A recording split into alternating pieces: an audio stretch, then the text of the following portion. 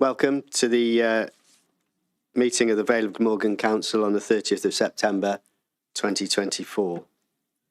Before I begin, may I advise a few housekeeping issues. This meeting will be recorded and uploaded to the Council's website as soon as possible after the meeting. Can I also ask all members that mics and cameras are switched off until you're invited to speak? For remote attendees, should you wish to speak, would you please indicate by using the raise hand function? For members present in the chamber who wish to speak, please raise your hand physically, and when invited by myself to speak, press your microphone button once. Please also ensure that all debate is raised verbally and not via the chat function for the sake of the recording. With regard to voting on recommendations, if there is no dissent to a recommendation, I will accept the silence as agreement. If an electronic vote is called for during the course of the meeting, then I will seek advice on how to participate. How to participate will be provided. Thank you. Agenda item 1, apologies for absence. Do we have any apologies? Councillor Burnett. Thank you, Mayor. Could I record the apologies for Councillor Sandra Perks? Could I also advise that Councillor Rhiannon Birch is delayed and will be joining us as soon as she can.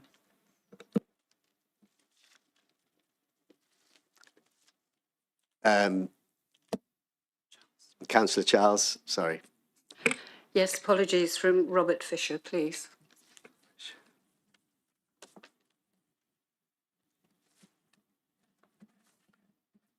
Do we have any other apologies? Councillor Carroll? Councillor Rees Thomas. Thank you, Councillor Carroll.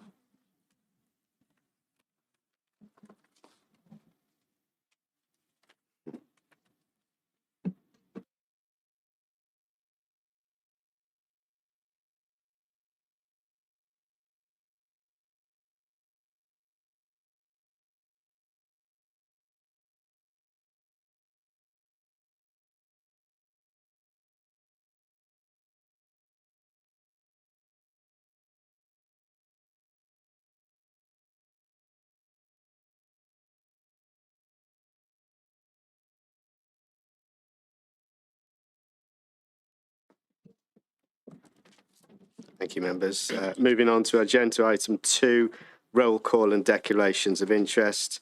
I will now ask the Chief Executive to take the roll call and any declarations of interest and the nature of any interest. Chief Exec. Thank you, Chair. We start with Councillor Anne Asprey, please. Presennol, I did beauty that again. Councillor Julie Abbott. Present and nothing to declare. Councillor Gareth Ball. Present and nothing to declare. Councillor Bronwyn Brooks. Present and nothing to declare. Councillor Gillian Bruce. Present and nothing to declare. Councillor Ian Buckley. Present, nothing to declare. Councillor Liz Burnett. Present, nothing to declare. Councillor Samantha Campbell. Present and nothing to declare. Councillor George Carroll. Present, nothing to declare. Councillor Christine Cave. Present, nothing to declare. Councillor Charles Champion. Present, nothing to declare. Councillor Janice Charles. Present and nothing to declare. Councillor Millie Collins. Present, nothing to declare. Councillor Marianne Cowp.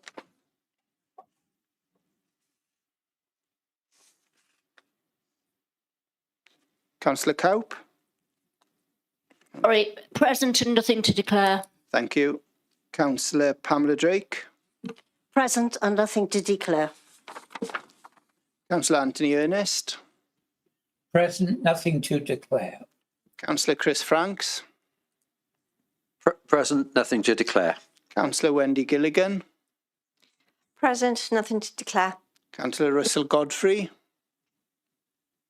Present, nothing to declare. Councillor Emma Goodjohn. Present, nothing to declare. Councillor Ewan Goodjohn. Presennol, I didn't begin that again. Stephen Haynes. Present, nothing to declare. Councillor Howard Hamilton.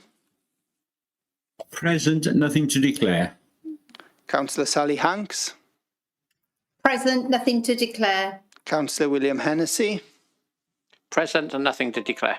Councillor Nick Hodges. Present. I'd like to declare on agenda item 6, notice of motion. My wife, Councillor Shirley Hodges, is an independent member of the Barry Partnership Board in a heritage capacity, but that will only go forward, obviously, if the money is forthcoming, so I will speak and vote. Thank you. Councillor Mark Hooper. Bresennol a dim byd i ddatgan. Catherine Iannucci Williams. Present, nothing to declare. Councillor Gwyn John. Present, nothing to declare. Councillor Ian Johnson.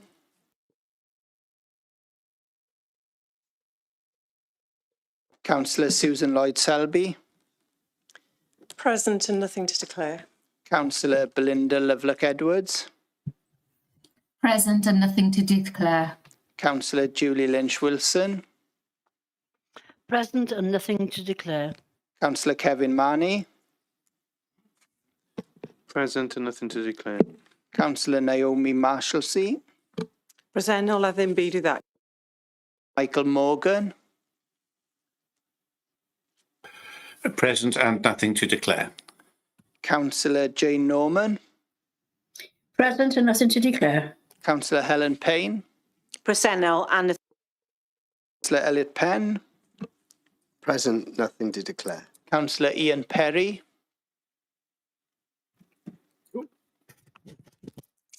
I'm present with nothing to declare. Councillor Joanna Prethrow. Present and nothing to declare. Councillor Ruba Sivinianum. Present, nothing to declare. Councillor Carrie Stallard. And Bresennol. Councillor Neil Thomas. Present, nothing to declare. Councillor Steffan William. Councillor Margaret Wilkinson. Present, nothing to declare. Councillor Eddie Williams. Present and nothing to declare. Councillor Mark Wilson. Present and nothing to declare. And Councillor Nicholas Wood, please. Present and nothing to declare. Thank you. That concludes the roll call.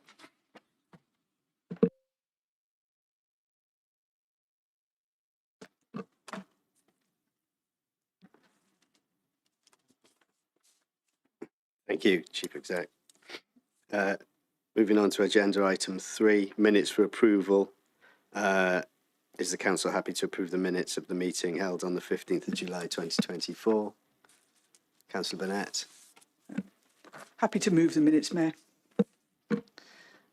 And I'll second those minutes. Thank you.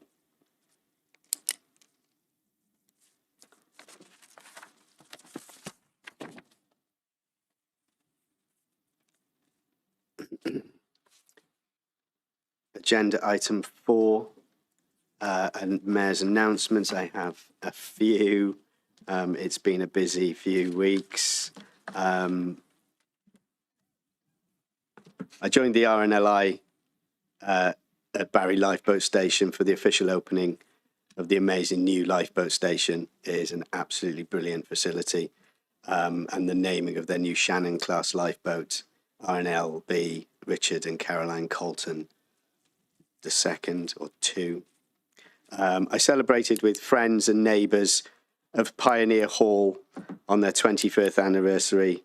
I'd just like to thank Gay, Violet, Veronica and Olive for making me feel so very welcome.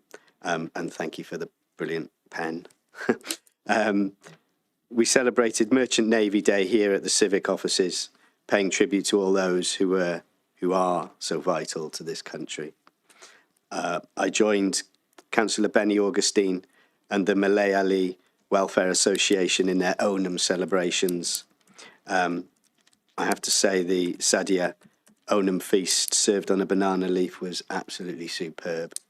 It really was.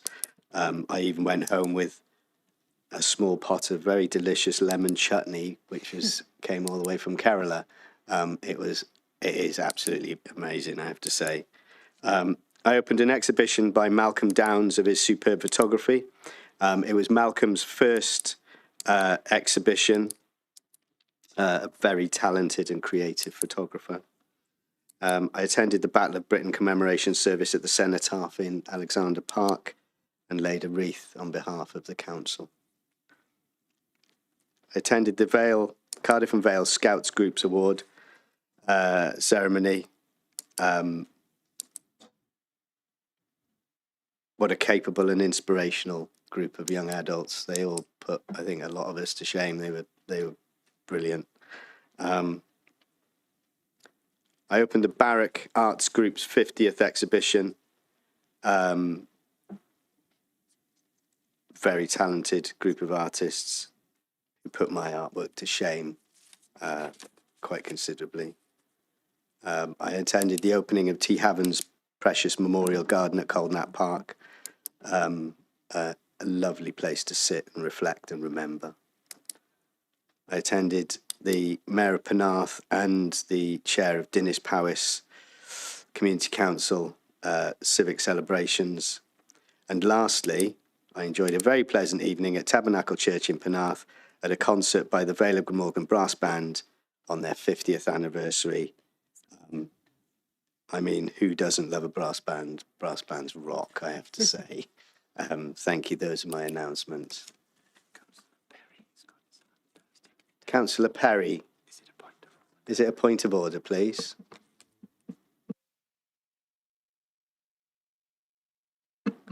You're on mute, Councillor Perry. As I was saying, there are problems with these hybrid meetings all over the place. Just a little bit of feedback. Could we give the mayor a different pen? Because what we hear is a lot of clicking. It's great what you were saying, but we kept being disturbed by click, click, click, click, click. If we could just get a different Thank pen. you, Councillor Perry. I will stop clicking it. Sorry. No worries. Thank you. Thank you, Councillor Perry, for pointing that out. I shall take that advice on board. Thank you.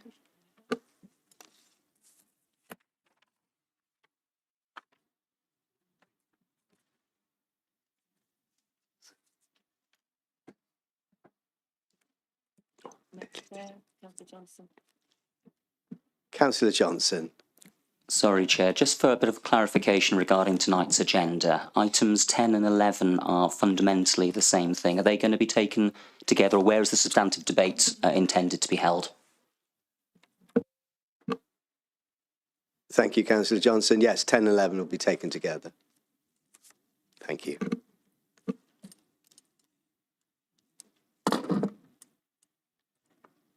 I've been advised there are no other announcements, so we should move on. Agenda item 5, questions from the public. We have one question from a member of the public, from a Mr. Max Wallace, on the closure of Ogmore Bathing Beach. Councillor Wilson. Thank you very much for your question, Councillor Wallace. Sorry, apologies. From your question, Councillor Wallace, this is my reply. The Council has no regrets for erecting warning notices when Natural Resources Wales declare an abnormal situation at Ogmore Beach, and we will offer no apologies for seeking to protect public health. The sample results provided to our officers immediately following the declaration of normal situation did show exceptionally high levels of E. coli, more than 1,000 colony forming units per millilitre. Based on this information and to reduce public health risks to any potential bathers, signage was erected on Friday the 25th of May, warning bathers not to swim in the sea. Owing to the ongoing declared pollution incident and to ensure that we complied with our duties under Regulation 12(5)(c) of the Bathing Water Regulations 2013. In addition, Regulation 12(5)(c) allows for local authority to take such measures as considers appropriate to prevent exposing bathers to identified or presumed health risks. The information available to the Council at that time was that it was not a minor incident at the Penny Bont treatment works, and the sampling results made available at this time support this. Decision made by the Council, which was fully in line with debating water regulations, was taken purely to protect public health and to reduce the risk of any bathers becoming seriously ill. It must be noted that at no time was any physical access to the beach prevented, and as soon as the normal situation was lifted by NRW, the additional signage was removed. I would remind you that owing to the poor classification of bathing water at Ogmore by Sea, resulting from the 2023 samples, we have already erected signage advising against bathing during the 2024 bathing season at Ogmore to comply with our duties under the bathing water regulations. During the declaration, officers from the Council remained in dialogue with colleagues from NRW, and concerns were raised with them regarding the length of time that the investigations were taking. Our technical officers did appreciate the complexity of the issues being investigated. There remains ongoing investigations into pollution sources in the catchment due to the poor classification of Ogmore by Sea, and we await the results of these investigations. Thank you.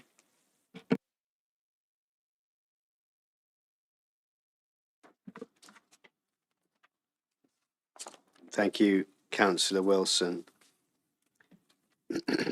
As we have no other questions, moving along to agenda item 6, we have a motion submitted by Councillor Dr. Ian Johnson and Councillor Mark Hooper, long-term plans for towns. Councillor Johnson, would you like to present your motion, please? Diolch yn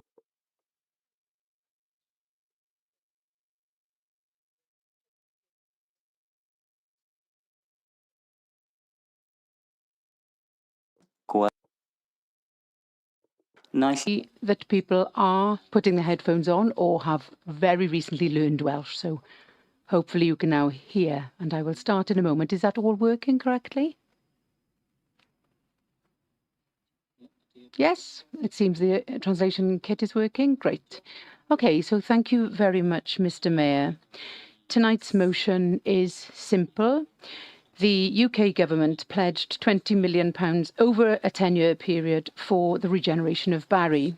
Unfortunately, as the council sought to submit the application in the summer, it was rejected by Whitehall officials due to a spending review by the new government.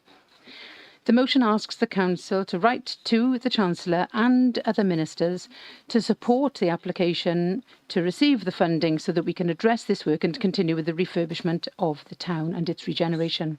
Of course, I am Councillor for Barry Town Centre and also the Chair of Barry Town Council Shop Local campaign, so I'd like to see this investment coming to the town centre. Unfortunately, an economic storm has recently attacked the Holton Road shopping area. During the recession of 2008 and 9, 15 years ago, the town centre lost many of the big well-known shops. This was the decision of a manager looking at a spreadsheet. For example, they've got shops in Cardiff and Macarthur Glen, so we don't need anything in Barry, and we lost some major shops. Recently, the Backs and building societies have also closed. But in the past year, the small shops have also started to close. There have been several losses on the High Street, Awesome, Spawn Point. The Fat Boys Ship Shop closed down last week. A number of shops closing is increasing, unfortunately. And this is because of an increase in running costs, an increase in domestic rates because of a cut in support from Welsh Government in the spring, as well as a lack of disposable income among shoppers. Also, of course, there is an increase on online shopping, and these shops have lower prices. So we need and deserve investment in the heart of Barry. Despite non-domestic rates payments from business to the council, the money is spent on other services. Last year, the council's contact point with shops left their post.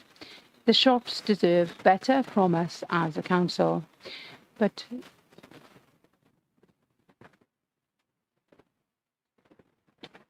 on the hello.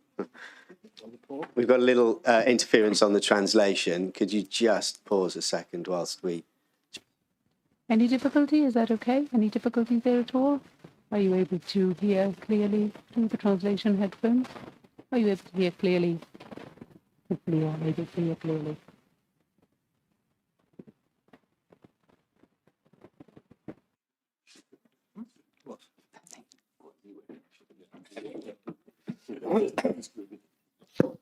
Councillor Cow. Because he's going to abstain.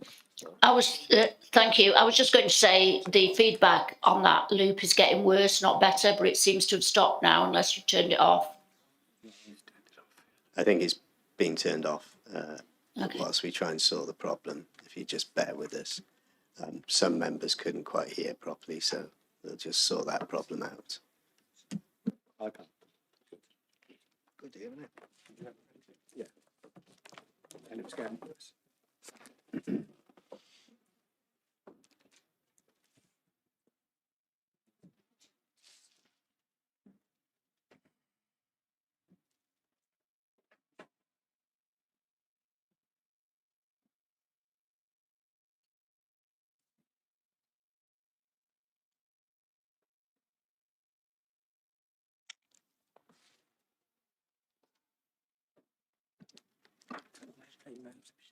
Could all councillors just have been advised to make sure that mobile phones are either on mute or airplane mode, as that might be interfering with you? Thank you for your patience. That might be interfering with the sound, and we would really like to hear everything Councillor Johnson is saying to have a proper debate and hear the motion. Thank you for your patience, Councillor Johnson.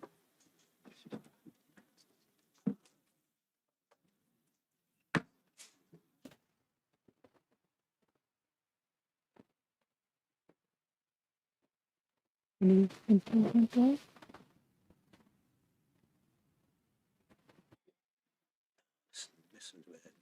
Any improvement in the signal?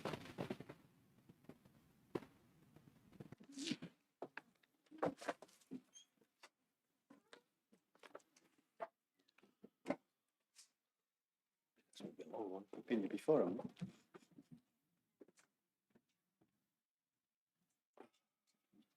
It's going to be on.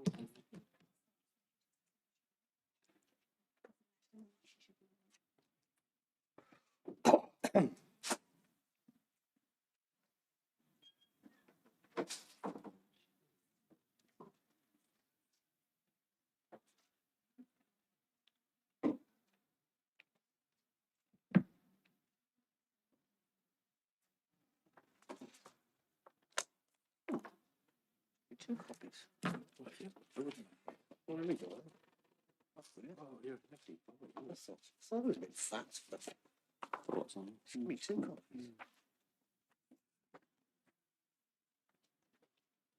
I think we might have sorted the problem. I think the interpreter might have been on the wrong channel. It does seem to be crackle free. If you'd like to continue, Councillor Johnson, many apologies for the technical issue. A question, I'm sure, Mr. Mayor, is where do I restart if people have missed parts? I don't want to repeat the whole motion. Yeah. Could anybody give me a summary then of what I said, and perhaps I can go from there?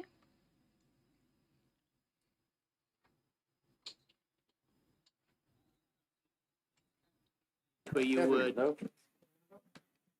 Now listen to me. You'd gone past the Fat Boy chip shop being shut and you were asking for more money. Especially in the council debate. Sure. Put your headphones on. Thank you, councillors. If you'd like to proceed from there, Councillor Johnson. I think there's a discussion going on to the side of me in terms of whether people can follow me or not. Is anybody speaking over me, Mr. Mayor? Great. Thank you very much. Unfortunately, Mr. Mayor, the number of shops closing, a number of shops have closed recently on Holton Road, and that's for a number of reasons, including an increase in running costs and an increase in non-domestic rates. And that's as a result of cuts from Welsh Government in the spring, as well as a lack of disposable income among shoppers. Of course, there's an increase in online shopping and in large shops with reduced prices, so we need and deserve investment in the heart of Barry. Shops deserve better from us as a council, but money is scarce and it has to come from externally. Admittedly, I'm not a big fan of that scheme. Obviously, the Tory British government decided which towns to favour for the scheme, and regeneration money should be the duty of the Welsh government, not that of Westminster.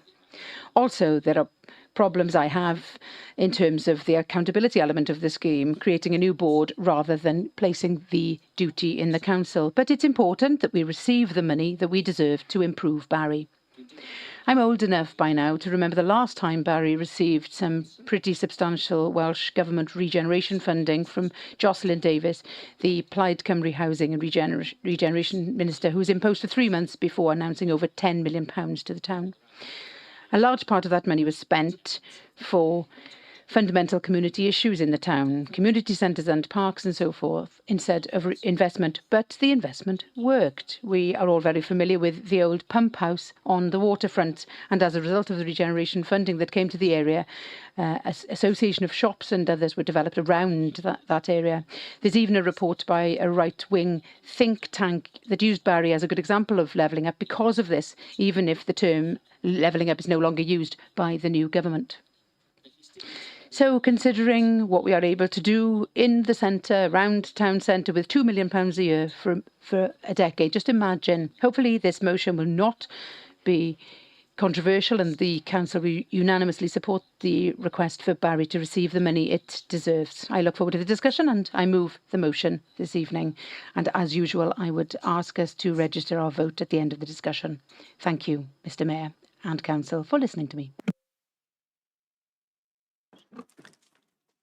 Thank you, Councillor Johnson. Do I have a seconder for that motion? Thank you, Councillor Hooper. I'd like to second that motion and reserve the right to speak later on in the debate. Thank you, Mayor. Thank you. Councillor Burnett. Thank you, Mayor. Thank you, Councillor Johnson. As you said, the announcement was by the previous UK government that Barry was going to be one of 55 towns that were to receive £2 million a year for the next 10 years. And the initial Barry partnership with an independent chair was established to develop those initial plans for submission. A fundamental principle of the scheme is the involvement of local residents and communities to determine their priorities in relation to regeneration, and that's high streets and heritage, tackling antisocial behaviour, improving safety and security, and improving connectivity, including walking, cycling and transport.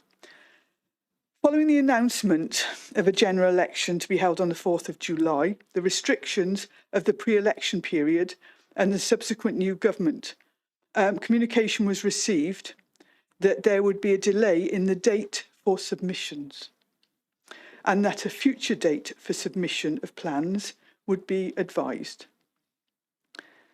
So there's no decision, there's nothing being rejected. I think I need to say here, I am the only person in this chamber who was present at the much vaunted meeting between the independent chair, the local MP and the local MS following that announcement. So I know exactly what was said and it wasn't what was represented in the newspapers subsequently. The deputy leader and I are the only people in the chamber who subsequently received the update letter from the independent chair to the Barry Partnership members. And so we know exactly what was in there as well. As we have said, Kanishka Narayan, the local MP, Jane her MS, and myself will continue to promote the partnership's work to both policy officials and elected representatives as appropriate, and indeed we have. What I will say is that as a result of some of these, in inverted commas, leaks, I've received calls from some of the other 55 UK towns saying what's all this about, because they received the same letters as us and they bore no relation to some of the quotes that I have seen by locally elected politicians, and it is very disappointing. The Council will continue to provide the secretariat function of the independent Barry Partnership, as has been agreed. We will also continue to deliver a wide range of regeneration initiatives across Barry, including homes, schools, healthcare facilities, an FE college, while awaiting further information from UK Government. That is all that can be said this evening. And so from that point, I think it is upon us to be accurate in the motion that we put forward today, and therefore I would move an amendment. And the amendment would be, this council notes the suspension of submissions for the long-term plan for towns and awaits confirmation of revised timelines for receipt of long-term plans bids. The council resolves to continue its role as secretariat to the independent chair and partnership board, and in the interim to take every opportunity to promote the work of the partnership to policy officials and elected representatives at all levels. And I would move that. Thank you, Councillor Burnett. Amendment. Thank you, Councillor Brooks. So we have an amendment on the table. Could the Chief Exec just repeat the amendment just so all councillors are aware of what the amendment is we have on the table? So just to provide clarity, the amendment is then debated on and voted on first. And the amendment reads, the Council notes the suspension of submissions for the long-term plan for towns and awaits confirmation of revised timelines for receipt of long-term plans bids. The Council resolves to continue its role as Secretariat to the Independent Chair and Partnership Board, and in the interim to take every opportunity to promote the work of the Partnership to policy officials and elected representatives at all levels.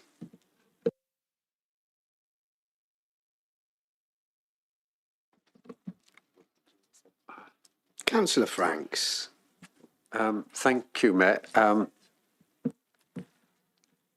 It's always difficult to fully grasp an amendment when you don't have it in front of you. But what I didn't hear was any deletion of the existing motion. So I listened again to the Chief Executive and I didn't hear the word deletion at all. Perhaps my hearing isn't as good as it might be.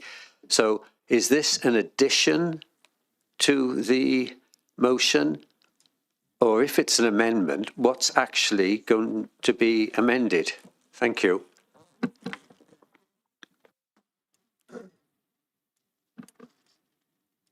Councillor Johnson. On a point of order, I can't see the practical difference in what's in the motion and what's being proposed as an amendment, other than to reword what's already there. I mean, a suspension of submission is the same as delay. That's a synonym, isn't it?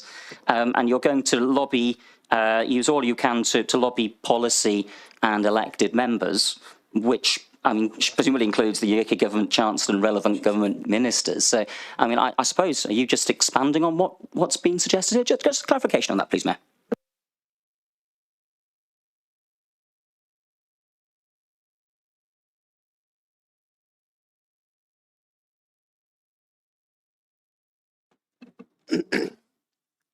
We have an amendment proposed by Councillor Burnett on the table that is a modified wording.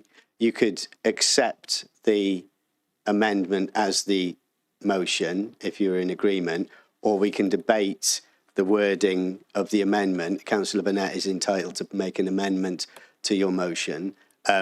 We can have a debate on the amendment. You could agree that the amendment becomes the motion if you're agreeable, or we can vote on the amendment if you weren't agreeable.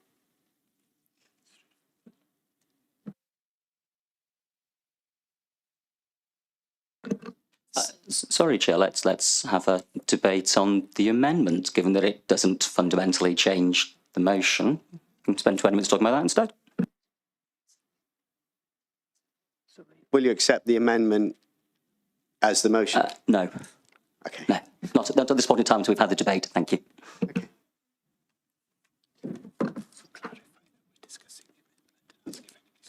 So just to clarify, we are debating the amendment proposed by Councillor Burnett, and then we will potentially move to a vote on the amendment, or after a debate, if you are agreeable to change your motion to the amendment, then we can do that. I do have a hand. Apologies. Councillor Carroll. Thank you very much, Mr. Mayor. To clarify, I'm speaking to the amendment at this stage, and I reserve my right to speak on the main motion later in the debate. For my part, Mr. Mayor, the only potential effect that this amendment may have is to detract attention away from the fact that the existing Labour government, the new Labour government, has potentially going to pull the plug on this scheme. We know that delays are happening because the government has announced that there is going to be a review. We know that there have been many other promises made by the new government that since haven't been kept to. And following on from what Councillor Franks and Johnson stated, the only reason I can see that Councillor Burnett may be tabling this is to try and draw attention away from that and to make the motion more general in its sounding, to focus on other groups and not just the government. So I don't see why this amendment is necessary. I think that the motion as drafted is self-explanatory. It tells us exactly what's happening. It has a clear call to action on this council to make representations to the new Labour government to show them what a betrayal it would be of Barry and our communities were this funding not to be forthcoming. Because let's not forget, the last Conservative government made this commitment, and our previous MP, Alan Cairns, worked hard to secure this funding so that we could get that regeneration investment that Barry so desperately needs to help some of the poorest people in our communities, to make our high street better, to improve economic development, to reduce economic unfairness. I don't want to see any detraction from the motion as drafted. I think that it's perfectly fine as written. I don't think that this amendment is necessary, and I shan't be supporting it. Thank you, Councillor Carroll. Councillor Hooper. Thank you, Mayor. And I'm talking on the amendments and reserve my right to talk on the main motion. I'm going to be very brief and focus on the rationale and see if we can understand the rationale behind the amended motion, because it misses the point as to who's making the decision on this funding. And it's clearly articulated in Councillor Johnson's original motion that's the UK Chancellor and relevant government ministers. So adding a whole list of people who aren't named into the motion as being people who would be focused on is frankly a waste of time. There is one person, it's Rachel Reeves. She's the person who should be written to. I presume the Wales Office Minister as well should be written to. But apart from that, there's nobody else who's important. So this motion, as Councillor Johnson and others have said, is just wasting our time. Thank you.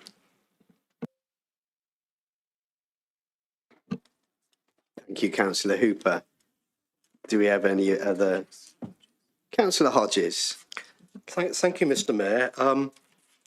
I wasn't surprised to hear an attempt at an amendment on something that is potentially very embarrassing for the leading group. Being in power gives choices.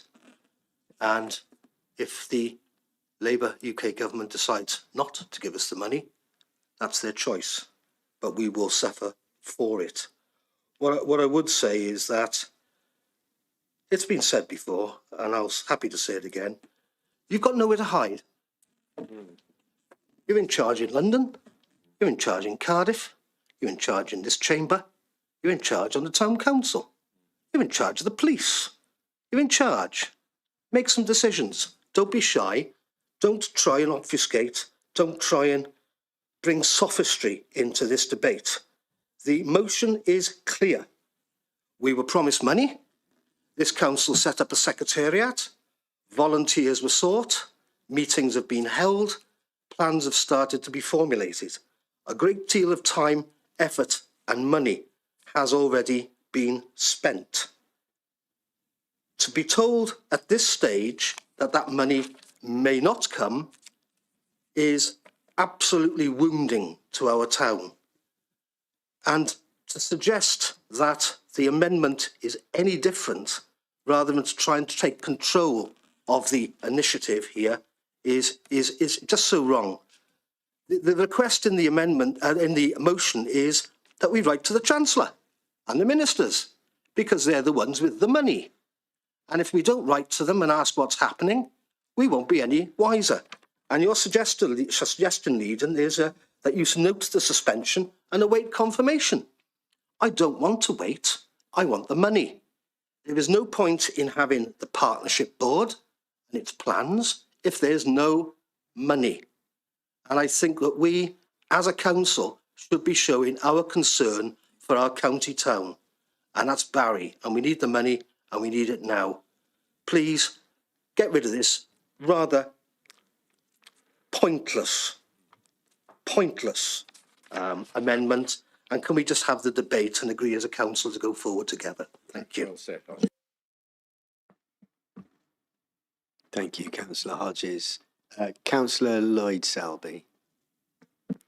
Yeah, thank you, Mayor. As also as a councillor for the town centre, I welcome the amendment which re-emphasises this council's commitment to working with the partnership board and continuing to do all that we can as a council, working in partnership with that board to promote the good work that's already been done and to continue to seek support for the bid that's gone forward. And I think that that amendment to the original motion is important because it's a positive commitment to continuing to work together. And on that basis, I will be supporting the amendment to the motion. Thank you. Thank you, Councillor Lloyd Selby. Councillor Johnson. Thank you, Mayor. I'm going to be speaking in English. It's okay. I could see the leader trying to put the headphones on then. Excellent. It's unusual to have an amendment which seems to be longer than the motion itself. The motion itself was actually fairly clear and I thought relatively uncontroversial. It notes with concern the delays. It suggests a form of action. If people wanted to add to that, then I'm sure that would have been welcomed, the sort of thing that Councillor Lloyd Selby was just pointing to. If people wanted to add some sort of affirmative and positive action, then I'm sure that would be welcomed. The impact of the leading group on the council changing a simple and easy to read motion in order to play politics is not a positive impact upon this council. It's as simple as that. This could have been a unanimous vote by this council to write in favour of the £20 million for this town. Instead, by coming forward at the meeting with an amendment longer than the original motion, you've actually reached a point where you've created a political divide where there wasn't one. So I'm going to vote against this, not because it does fundamentally anything different to the motion that was originally written, but because, you know, you want to play political games with this when it was a simple, straightforward motion that did what it said on the tin. this is where we are. We have a delay. It's a suspension of submissions. Okay, you say tomato, I'll say tomato. Why bring this amendment to this council? Why not show a united face? That's the decision you made. Unfortunately, it leaves us, as Councillor Hodges says, assuming the worst, because otherwise you'd be putting your name to the motion that was there. Thank you. Thank you, Councillor Johnson. Councillor Champion. I believe the board was set up as the government requested. And there's nothing in this motion that says we're not going to continue working with that board. So, and I'm sure our colleagues over there wouldn't mind maybe something on this motion that says, yeah, we're quite happy to keep working with this board. Nothing here says we're not going to. It's saying delay. It's over here we're saying it might not even happen, but we're just saying delay. So I just don't see why we have to have this amendment, really.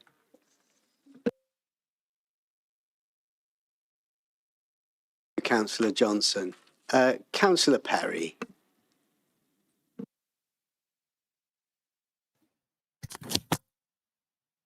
I hope you can all hear me. Yeah, in front of me, I've got the original motion. Now, I presume the amendment was written some days ago, and I don't seem to have received an email or any notification of the amendment, so I can sit down here and actually read it and make a good determination. It seems to be sprung out at the last minute, and perhaps I've just missed an email. But if we're going to sit down and have a meaningful discussion on something, the original motion has to be presented a week in advance. If there was some dialogue between the different factions of this council who don't work together and don't collaborate for the benefit of members, perhaps then the amendment could have also been added to the agenda or circulated soon after rather than sprung to us verbally on the actual evening. It doesn't look good for anybody watching if they've not got this in front of them either. They're trying to listen and try and work something out as to exactly what's being said. But it's all rather confusing and rather amateur. We need to, as a council, be a little bit more professional. And if you want to make an amendment, circulate something even a couple of hours before, so we can sit here now and look at two strings of words and compare them and fully understand what we're voting for. This wouldn't be acceptable at a town or community council or any sort of low-level club. But here we are, a unitary authority making big decisions, and I'm like, what exactly are the words? And I think some people there have seen something, so something's been passed around, but there's nothing out here that I can see. Maybe I've missed something, and if someone wants to send me the email again, I'd pick it up, but I've not seen it, so I'm just listening and going, yeah. And I think anybody who's at home remote and hasn't actually seen the words written down is at a significant disadvantage to anybody who's in the chamber and has had something passed around that has the words written down in front of them. If that is the case, and there's people with the words in front of them in the chambers, and we haven't got them at home, hybrid meetings are not working because we're not all equals.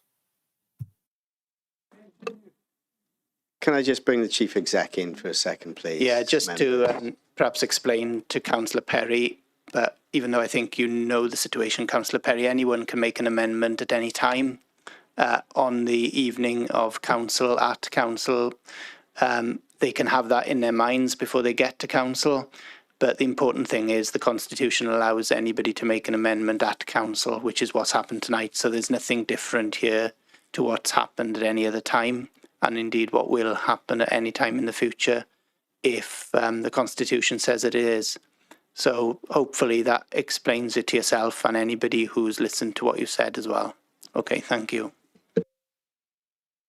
Thank you, Chief Executive. Councillor Kaup. Thank you. 3 points. As regards the motion which has been tabled tonight, for the people at home, I think it would have been helpful to have it written down and a slide put up so that we can see it. So that might be worth considering for the future. Secondly, I think the amendment to the motion does nothing but weaken the motion. I think it's woolly. It doesn't say exactly what you're going to do, whereas the motion as put forward is quite clear and straightforward. And as far as I'm concerned, if you want to get the money for Barry, then you need to go to the people who've got the money. You can work with other people, and we could certainly add that in. And I think that any councillor here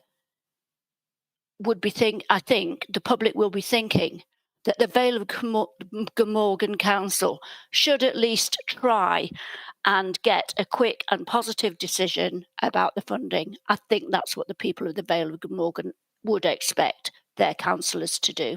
Thank you.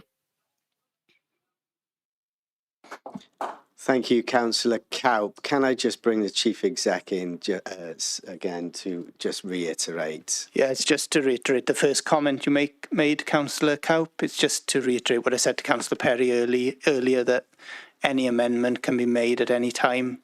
And that's what's happened tonight. So just to clarify that point again. Thank you. Councillor Franks, I believe you put your hand up, but... Point of order. On the amendment. Point of clarification. Point of clarification.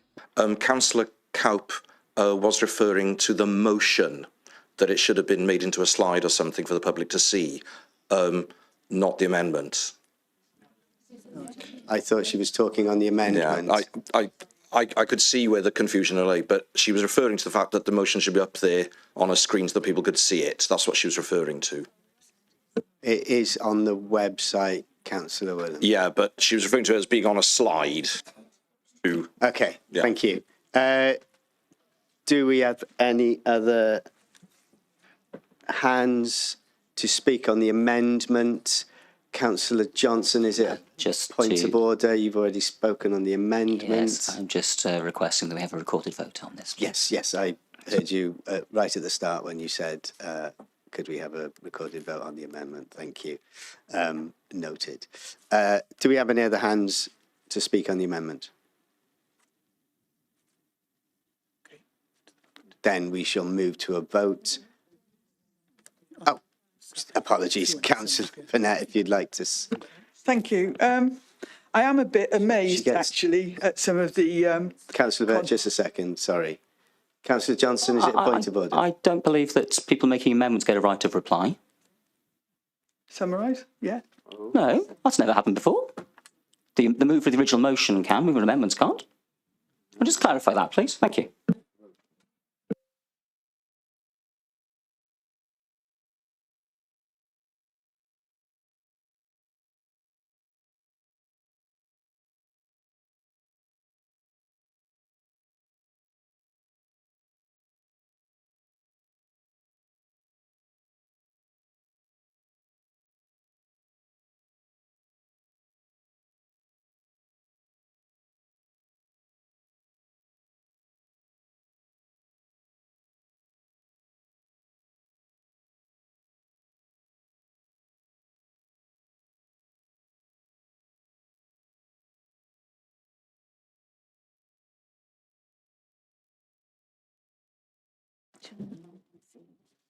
Thank you, Councillor Johnson, for pointing that out. Unfortunately, Councillor Burnett, you do not get a right of response on an amendment. So can we move to a vote on the amendment? Chief Exec, can I just get you to sort out the vote, please? Thank you. Yeah, so just to confirm, we are voting on the amendment, which I think you're all aware of. So if you're in the chamber, if you can press plus for, minus for against, or the middle button if you're abstaining.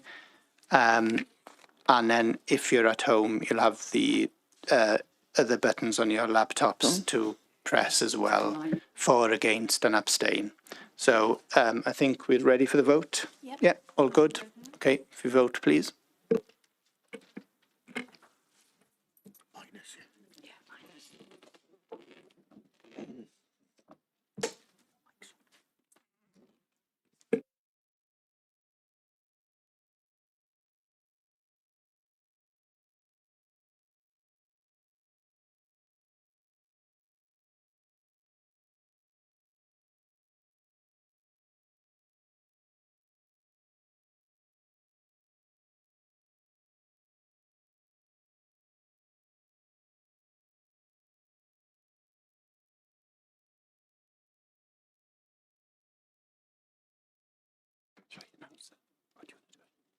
We have the votes in favour of the amendment 27, against the amendment 20, and 1 abstention.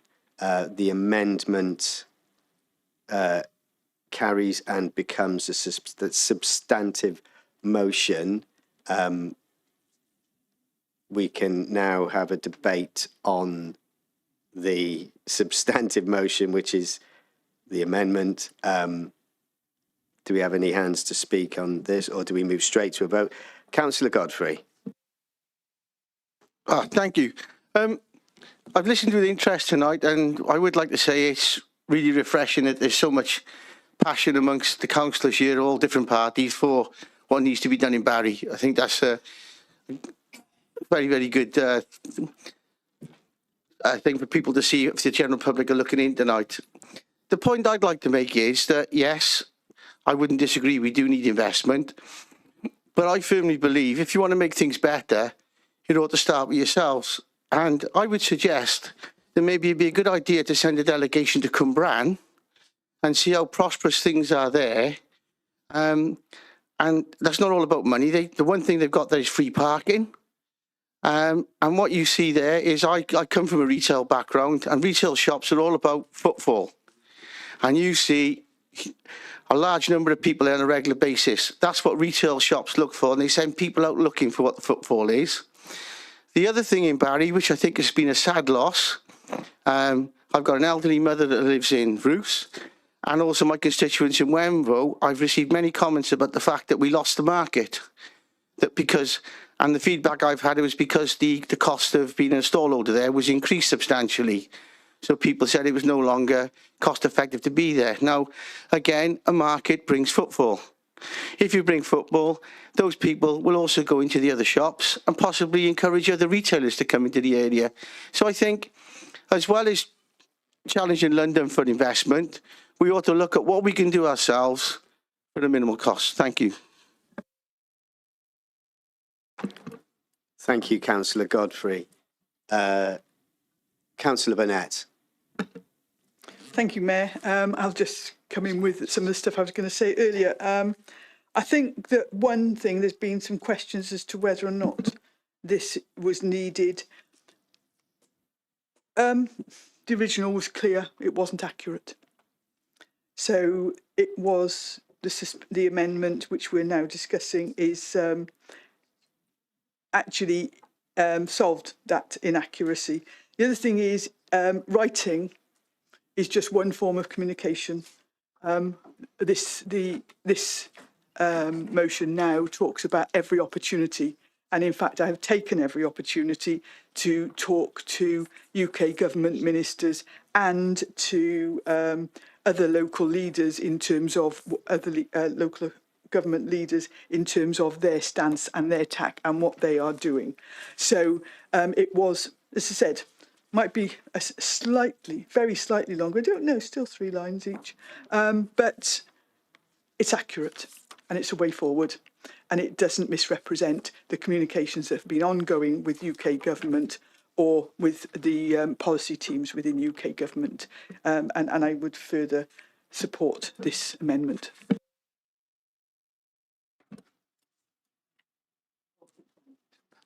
Thank you, Councillor Burnett. Councillor Hooper. Thank you, Mayor. And I'll be supporting the amendment that's now the substantial amendment. But I think there's an important thing that we need to make sure is clear. This motion wouldn't have met this council if Councillor Johnson and myself hadn't put it forward. And it's really important. The people at Barry are really concerned about whether or not this 20 million is coming forward. Whether it's the right thing or the wrong thing, it's important for this council that it's here. What I think the leader took great pleasure in telling us how she knew things that the rest of us didn't. The watching public will look on at that and ask the question, well, if you want to tell us things, then tell us. They want to know the things that are happening. None of this should be hidden behind doors. I notice that she tells us now that she's spoken to all manner of people. What would be really interesting if she's written to Rachel Reeves, the Chancellor, the woman with the finger on the Treasury purse, would she publish that letter? The squeaky wheel gets the oil. We know that. And this council, until this point, has not been squeaky on this particular issue. We've just sat back and let what's happened happen. We'll support the motion, but it's a flawed motion because the first motion was much simpler, but I will be supporting the motion. Thank you. Thank you, Councillor Hooper. Councillor Hodges. Thank you, Mr. Mayor. I still don't understand the amendment. I don't understand how it supposedly improves the original motion, which was flawed and inaccurate. I would like to know where the flaw or the inaccuracy actually was. However, politics has reared its ugly head, and there has been a whipped vote to come to this conclusion. Oh, yeah. Oh, yeah. We can count, and we've seen the names. Councillor Brooks, point of order. That's accusation. Can't hear. Can't hear. Put your finger on. We can't hear. Sorry, that was an accusation about whipping, that we whipped the group, and that is untrue. And I'd like the councillor to withdraw that remark. I apologise. Thank you, Councillor Brooks. Councillor Hodges. Thank you. I will withdraw it and call it strong-arming instead. What I would actually say is that the motion is now amended, has to be supported because we need the money. The Secretariat of the Partnership Board has worked hard to this time. I know, because as I declared earlier, my wife has been a member of it from the start at the council's invitation. And I have to say that she is bitterly disappointed, as is anyone else awaiting money for any of these schemes. If you've written to these people who hold the money, print it, show us, tell us, share it. This is what we want. We want to be an open and transparent council. But ultimately, we want the money. Yeah? And as for Cwmbran, councillor, I agree, it's a good place, but they used to get lots and lots of European money. We didn't. Yeah? Remember Europe? Yeah. No, so what I would say is that, thank you. What I would say is I will happily support this motion as is now unnecessarily amended. Thank you, Councillor Hodges. Yeah. Can all members respect members when they're speaking, please, and not speak over them? Let's give every councillor the courtesy that we would like to be shown. Thank you. Councillor Carroll. Thank you very much, Mr. Mayor. In my view, we've seen the very worst of this Labour administration this evening. There was absolutely no need to amend the motion as was written. It was accurate, and it's bitterly disappointing to see the leader allege that it was not. I would in fact like to ask her to clarify subsequently exactly what she thinks in the initial motion was inaccurate. We've all seen the reporting of this. It's quite clear that funding was provided. It was announced. It's now been announced that there will be delays. There is speculation that it may not happen. And given the decisions that this Labour government has taken, Mr. Mayor, it's not surprising to see that that's the case, because they've made one set of promises over many years, and now they're in office, they're doing the complete opposite. And what's the effect of that? Even lower public trust in politics. I believe that the motion as originally drafted would have been far better for this authority to pass this evening. It's annoying and frustrating that the Labour group were unwilling to allow that to happen, because we should be making strong representations to the government that we need this money. As I made clear previously, Mr. Mayor, this money is essential for Barry. Barry includes some of the most deprived and impoverished people in our country. We need investment to help improve our town, to create jobs, to improve services, to make it a better place for everyone. And the fact that this money may now not be forthcoming is a real issue of concern. And we should be doing everything that we can to show the Labour government that we will not stand for having that money taken away. As I said previously in my comments to the amendment, Mr. Mayor.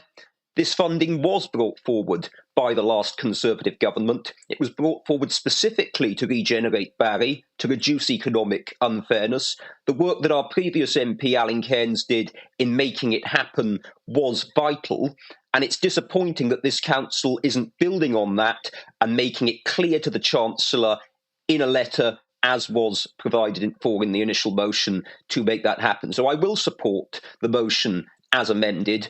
But as I've said, I think it reflects very badly on the leader and on this authority that she's chosen to play politics on this rather than stand up for the Vale of Glamorgan, stand up for the people of Barry, highlight to the Chancellor that we won't stand for this investment being pulled.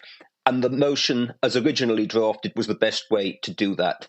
It's very disappointing that it's come to this. As other members have said, we will still be supporting the amended motion because we want the money to be delivered, but it would have been far better had an original motion passed without amendment.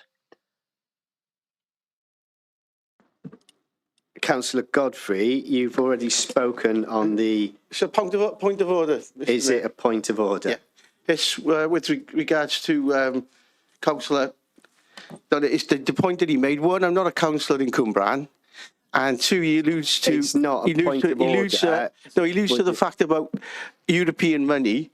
All I alluded to was they got free parking, so they've got a high footfall there. So if you'd listen to what I said, rather than try to make a joke of what I said... Thank you, Councillor Godfrey. I think a point of clarification would have been what you wanted, not a point of order. I do apologise. That's all right. Thank you. Councillor Payne. Thank you, Mr. Mayor.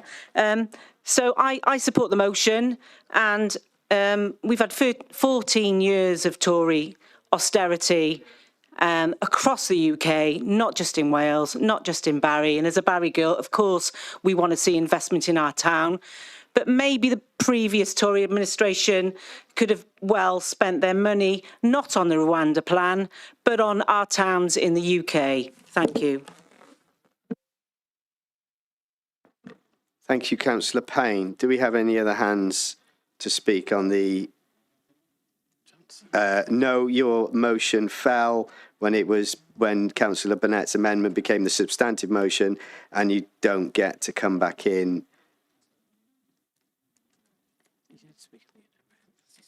Have you spoken on the apologies, Councillor Johnson, if you'd like to come in, sorry. It's lucky somebody in the room knows the rules, isn't it? You know. Diolch yn fawr.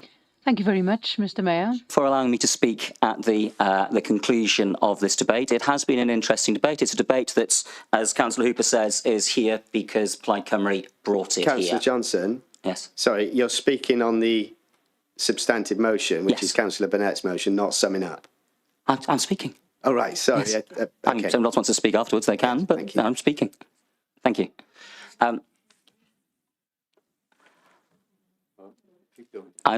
Right, thank you. We've had some very interesting contributions. I thought it was interesting to think about the process of how we reach this point in here. So, Councillor Burnett, having moved an amendment which has become the motion, perhaps it would be helpful for the 5 Plaid Cymru councillors in Barry, the quarter of representation in this town, for Councillor Burnett to make clear to her own councillors and to opposition councillors exactly what has been done and what has been done going forward.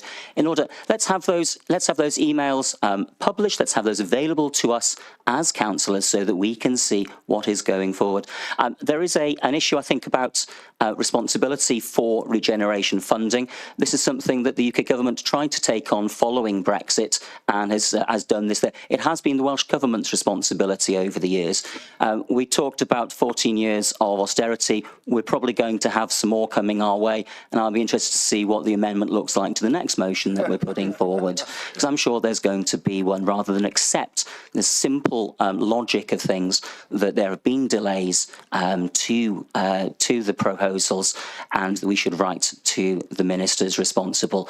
Why that needed to be complicated, I don't know. But seeing as the leader has complicated that, perhaps she'd be willing to share all of those levels of correspondence, all of those meetings, so that we can see how much work she's done and how successful that will be. Because, as Councillor Hodges said, there's nowhere to hide now.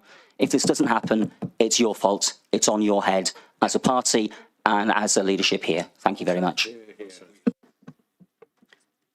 Thank you, Councillor Johnson.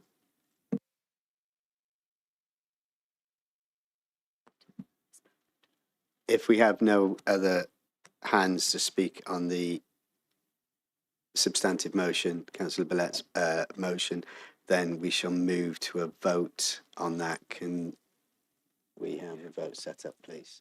Thank you.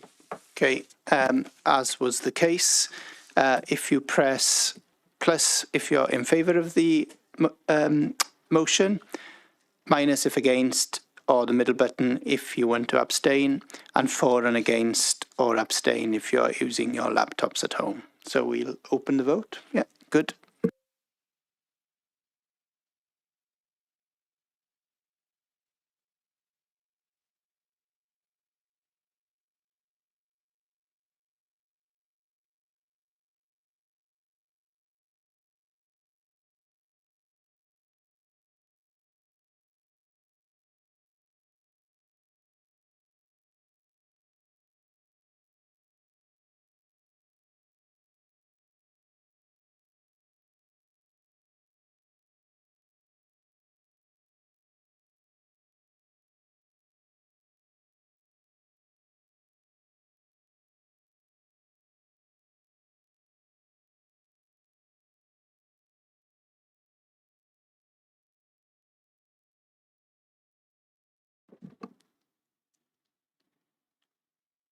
Thank you, members. We have the results of the vote. We have 47 in favour of the substantive motion and 1 abstention. The motion passes. Thank you, members, for a good debate.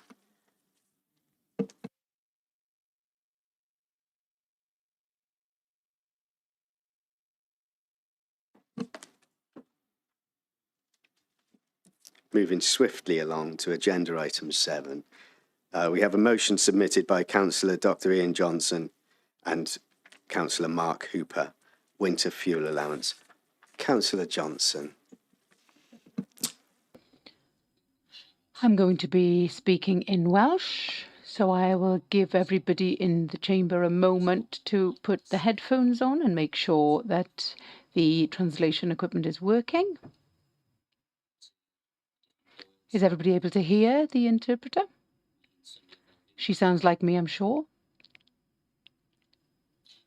Okay, I'll make a start then. Thank you very much, Mr. Mayor. A few months ago, Labour won a majority in the general election with the slogan Change, including here in the Vale of Glamorgan. But they didn't explain what kind of change. Labour members in Westminster voted to keep children in poverty via the cruel allowance cap and now plan to take away the winter fuel allowance from pensioners who are not in receipt of pension credit. Based on the UK government's own figures, 400,000 households around Wales are missing out this year, almost 30% of households in Wales. Difficult decisions must be made, says Chancellor Rachel Reeves. But every time, these difficult decisions affect ordinary people, not just the rich. The extra £200 or £300 makes a big difference to a large number of people, giving them the confidence to actually put the heating on, particularly as we expect a hike of £149 in annual energy costs next month and possibly another increase in the pipeline in January. We, as councillors, are very familiar with this. We heard frequently last year about the good work undertaken by the Vale of Glamorgan on the Warm Spaces scheme and the warm welcome we offer people in those warm spaces organised by community groups across the Vale. But now, a Labour government intends to make the situation worse. Across Britain, almost 900,000 households eligible for pension credit are not currently receiving it, according to DWP. And of course, many people are just slightly above the threshold. Labour in London has got to understand that this is a mistake. Last week, Labour conference understood this, led by the Unite Union. But the Social Justice Minister, Jane Hutt, defended the difficult decision in the Senedd. Nobody voted for this in the general election. This was not a change people wanted. Labour in London is introducing this cruel cut. Members have a choice this evening to reject the cut and support pensioners before we reach the winter by writing to the Chancellor calling on her to reverse this cut. I would like to move the motion and I look forward to seeing a registered vote. Thank you. Councillor Hooper. I'd like to second the motion and reserve the right to speak during the debate. Thank you. Thank you, Councillor Hooper. Councillor Brooks. Thank you, Mr. Mayor. The economic mismanagement and catastrophic policy decisions of the previous Conservative government has resulted in a £22 billion black hole in the UK's public services. 22 billion. I mean, that's an absolutely astronomical amount, and that is hard to actually imagine, but that is what they've left. Furthermore, the reckless actions taken by successive Tory governments, specifically the Truss and Johnson governments, which crashed the UK economy, contributed to the current financial black hole and cost of living crisis. In fact, the damning statement issued by the Office for Budget Responsibility that is not being made aware of the expected overspends and that is now carrying out an investigation into that. And appallingly, the previous Tory governments did little to encourage the 880,000 eligible pensioners across the UK to claim pension credit, which is worth, as we know, an average of £3,900. And it's also worth noting there that if you have a benefit like pension credit, it's actually a passport benefit, which actually helps assist access to other benefits, which can help support you. So I will be proposing an amendment to the motion, if I can speak. Sorry, Councillor. And just by way of introduction to that, to support the motion, is that the council, we will be committing to a local campaign to encourage Vale residents to apply for pension credit and other available support. And we also then call upon all other levels of government to undertake a national campaign to encourage the uptake of pension credit. And then also we will be committing then to write to the Chancellor to seek reassurance that those pensioners whose income falls close to the threshold, because that is an issue on its own, will receive support as needed through the coming winter period. So the actual amendment, which I'm going to propose tonight, is Council notes the disastrous financial position they have inherited, which has forced the new UK government to take immediate action, including cancelling capital schemes and changing the winter fuel payment from a universal payment to a targeted payment. The change means many pensioners are not receiving winter fuel payments this winter. This council urges the new UK government to reinstate the winter fuel payments in full, to support our older residents, or to take other actions, as I previously listed, once the UK's financial situation allows. And I so move that amendment.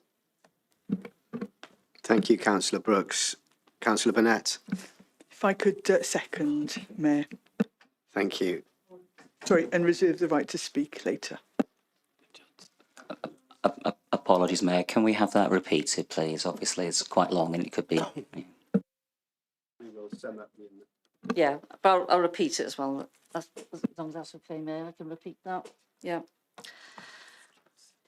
Okay, so Council notes that the disastrous financial position they've inherited has forced the new UK government to take immediate action, including cancelling capital schemes and changing the winter fuel payment from a universal payment to a targeted payment. The change means many pensioners are not receiving winter fuel payments this winter. This council urges the new UK government to reinstate the winter fuel payments in full and to support our older residents, or to take other actions as I listed, such as those I previously listed, once the UK's financial situation allows. Thank you, Councillor Brooks. Councillor Marnie. Point of Drefn. Point of order. Point of order. I'm going to say it in Welsh.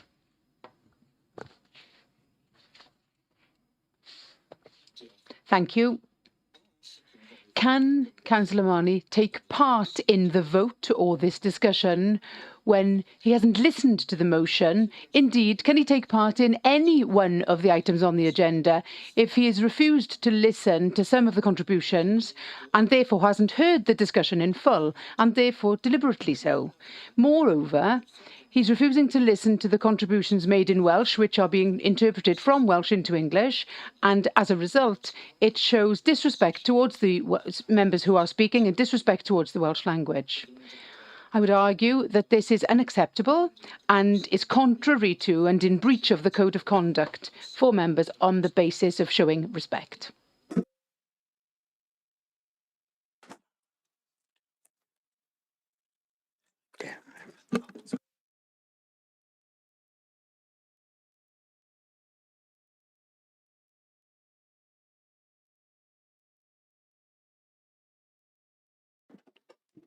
Just a second, Councillor Hooper. No, it's a point of order. Point of order. So this chamber should be, we shouldn't have swearing in this chamber, nor should we have threats in this chamber. And I've just been told to, and I wouldn't want to repeat, it begins with an F, to shut up by my, the councillor next to me and asking me who I think I am. And that isn't behaviour that we expect in this chamber. So he either needs to apologise or leave. Thank you, Councillor Hooper. Councillor Marnie, I think he's referring to me. Quite frankly, we have an inexperienced councillor here who, quite frankly, won't stop. Councillor Marnie, just a second. Could you apologise for your language to Councillor Hooper, please? Because we won't have. No, I haven't made any such language anyway. Councillor Marnie, I have requested that. Just a second, please. Could you please make an apology to Councillor Hooper for any language or threatening behaviour? We won't tolerate that in this chamber, and we give each other the same courtesy that we will give you when you speak. So would you like to address the points that Councillor Willem has made, because only you can answer those if you feel you can take part in the debate when you haven't heard. I don't think you're a Welsh speaker, so how can you take part in the debate when you haven't listened to what the other councillors, given them respect and listened to what they've said? Firstly, that's not really for you to determine anyway. Secondly, I haven't threatened anybody. I didn't have the cheek to come up with that. I'm not apologising or anything like that. I've been heckled here, which I don't mind normally, as I'm sure most people here would appreciate and acknowledge, quite frankly. But the thought and suggestion, false accusation, that I've threatened anybody, are you serious? Are you serious? I mean, honestly. So, no, what have I got to apologise for? Thank you, Councillor Marnie. Can you take part in the debate when you didn't listen to what they were saying in the Welsh language?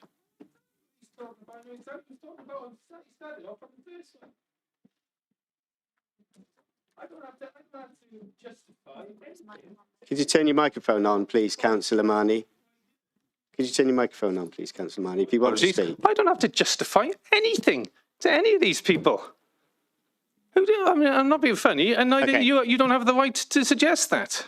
Well, we have an inexperienced councillor here who keeps chipping in all the time. And normally I'll have a gentle banter back, no problem with that. But who does he think he is? I haven't spoken to anybody. I haven't threatened anybody. The thought that I've ever threatened anybody must sound surely ridiculous to to anybody who knows me for quite some time here.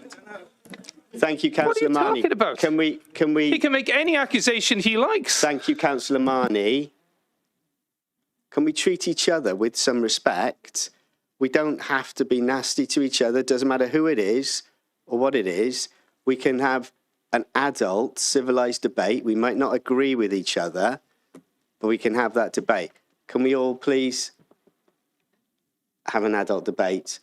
And let's move on, please, and have that debate. Councillor Willem, is it a point of order? Or is it a point of clarification?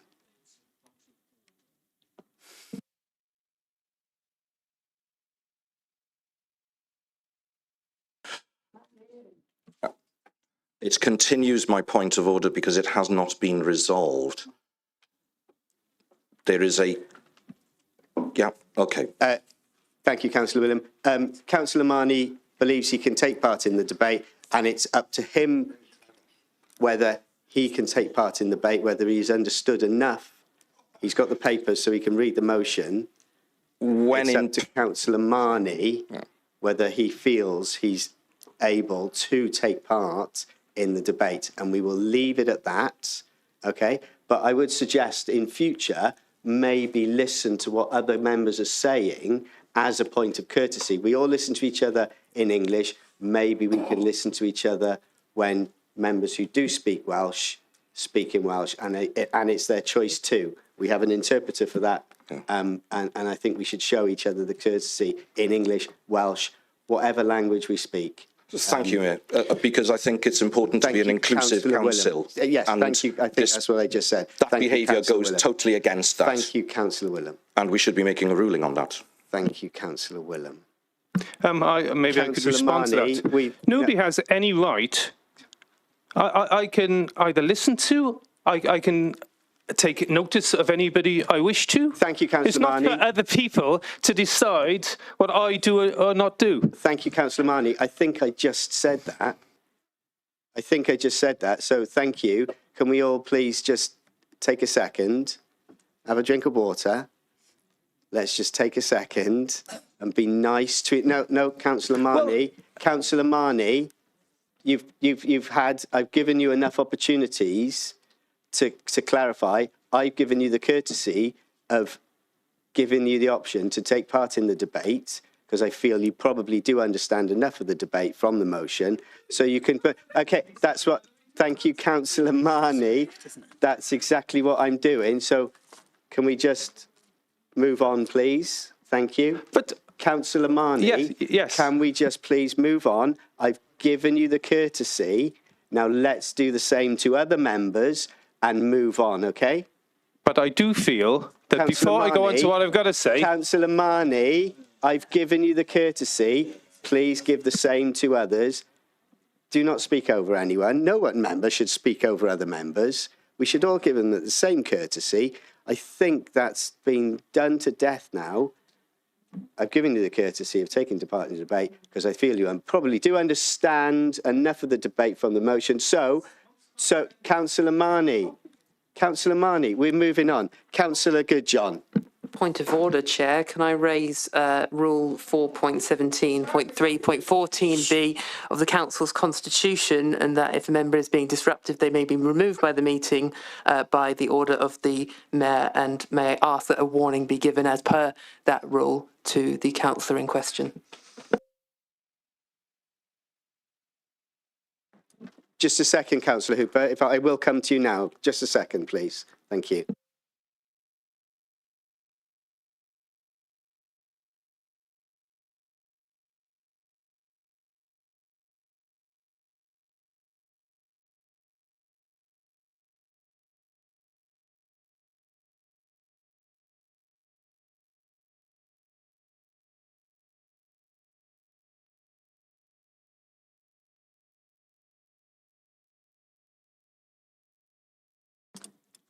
Councillor Hooper, do you have a point of order?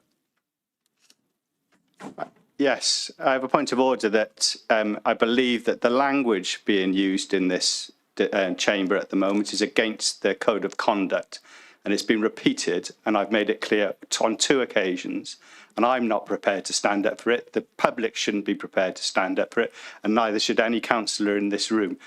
And this is inappropriate behaviour, and it's Councillor Kevin Marnie who's said it twice to me. So I think that I would ask the Mayor to make a ruling on this, and he either behaves himself or he leaves. Thank you, Councillor Hooper. Councillor Marnie, please, can you refrain from using language? Councillor Marnie, I'm speaking, please. Okay, so I don't want to have to remove you from the chamber. So can we please show courtesy to other councillors, not use bad language? I've never spoken to you badly, and I wouldn't expect you to speak to me badly. I wouldn't expect you to speak to anyone else or any other member, speak to each other in a horrible, mean way. I know that's a very childish way of putting it, but it's true. Please, let's move on. Okay? Councillor Marnie, okay, I don't want to have to move you from the chamber, so can we just move on? I'm giving you a 1 warning, or I will have to table a motion to remove you from the chamber. Can we move on and have some civility, please? Yes, we can. The one point I would make, but if somebody's chipping It's at just you... a yes. It's just a yes I need from How you, can it Councillor only go one Marnie. way? But yes, absolutely. I mean... Thank you, Councillor Marnie. Thank you. Councillor Hodges. Thank you, Mr. Mayor. Moving along, can I ask a point of clarification on the unexpected amendment to the motion? Does the unexpected amendment from Councillor Brooks replace all the motion? Yes. If I can come back. Perhaps, Councillor, you should write your own motion next time.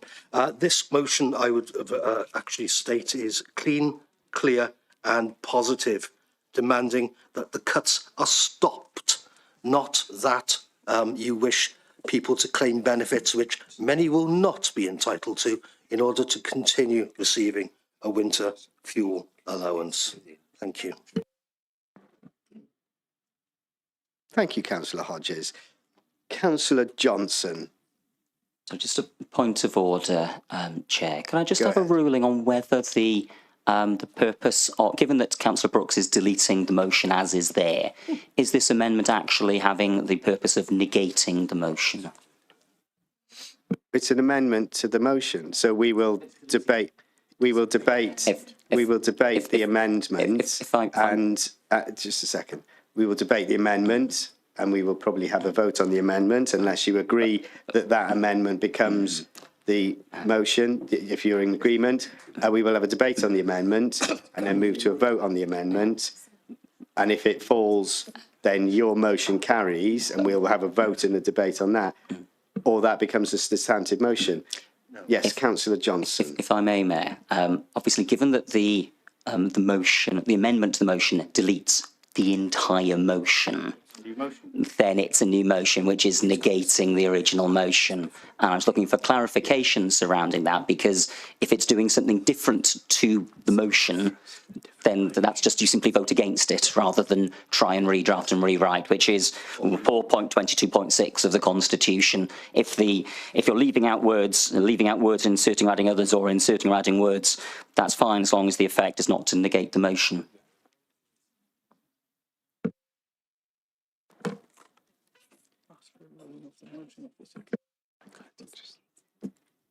Thank you, Councillor Johnson. Any amendment is allowed to be tabled, put forward. It is a rewording, and that becomes the amendment. Any councillor is allowed to make an amendment to any motion. Don't listen to Nick. You've got to go to... It's John. It's Carol now. Yeah. If I could, but is the effect to negate the motion or not? I just have an understanding of that. Yeah. It doesn't negate the motion. It's an amendment to the motion. It has a similar thrust, but it is an amendment to your motion. Councillor Carroll.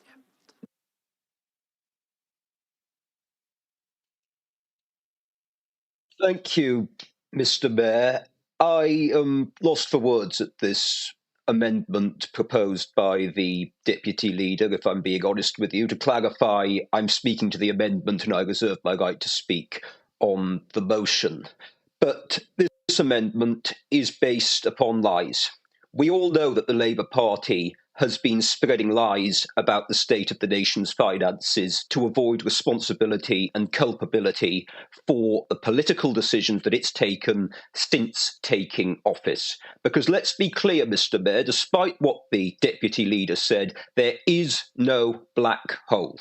The cost of the winter fuel payment, which was paid to pensioners across our communities and across the United Kingdom for the past 14 years of Conservative government, is around £1.5 billion. This black hole that the Labour Party claims exists doesn't exist. They've taken political decisions to spend money elsewhere. They're entitled to do so as a government, but they have to justify those decisions and accept the consequences if the public don't agree. Because let's look at some of the spending decisions that the Labour Party has taken since it's gone into government. Billions of pounds on deals to its paymasters.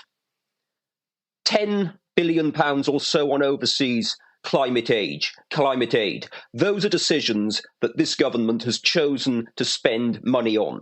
It's simply not true or credible to suggest that there is a black hole. That argument has been debunked by the Institute for Fiscal Studies and many other independent analysts. So I cannot support this amendment because it is factually untrue. It's deeply disappointing to see Labour politicians locally repeating those lies, which they are. I would have expected better, but sadly, that isn't the case. I'll speak on the winter fuel payment itself when I speak to the motion, but this amendment should not pass. It's deeply disappointing that the Labour group has chosen to bring it forward. In fact, Mr. Mayor, I will go further and say that it's shameful. I cannot be supporting it, and neither will my group.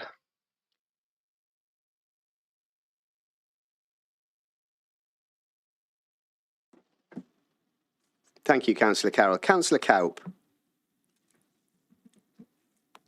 Thank you. My question is actually about this amendment, and I think the final sentence said something like, or other such measures, and I want to check because I think in those measures which she spoke about, but they're not listed in the amendment, one of them seemed to suggest a sort of sliding scale for people who've narrowly missed the threshold for pension credit. Now, as far as I know, that's not how benefits work.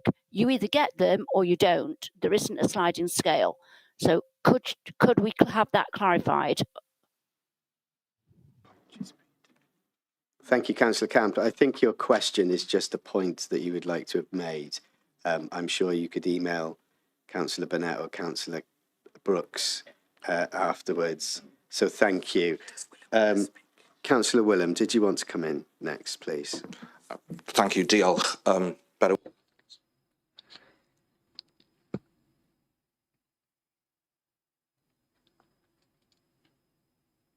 Thank you. A technical point is what I'd like to make here. It's not possible to accept an amendment to a motion that is either contrary to that motion or deletes it. And in my view, this amendment does exactly that. So I don't think you can actually accept this as an amendment. Thank you. Thank you, Councillor Willem.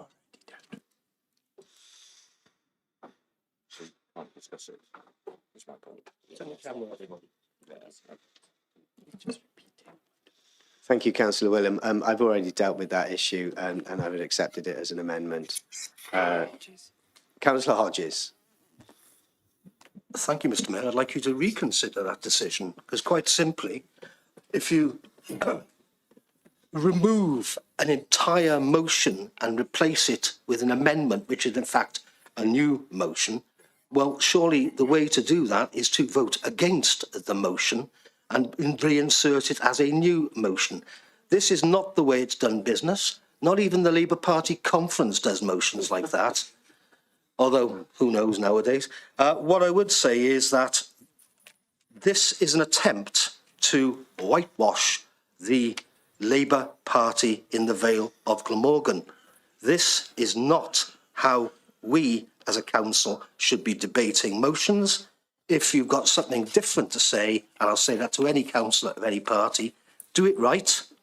Either vote against this motion, I dare you, or don't seek to replace it so you don't have to vote against it. That is patently dishonest. Councillor Fangs, could you turn your camera off, please? I'll bring you in when your name comes up. Thank you. Councillor Wilson. Councillor Morgan, could you turn your camera off as well, please? Thank you, lovely. Thank you very much, and thank you for allowing me to speak on this debate. And I understand at the moment we're still speaking to the amendment. I just want to raise a couple of facts. As you all may know, our deficit is as bad as it was in 1962. Now, for that record, that's 62 years ago, according to my maths, and that's equivalent to 100%.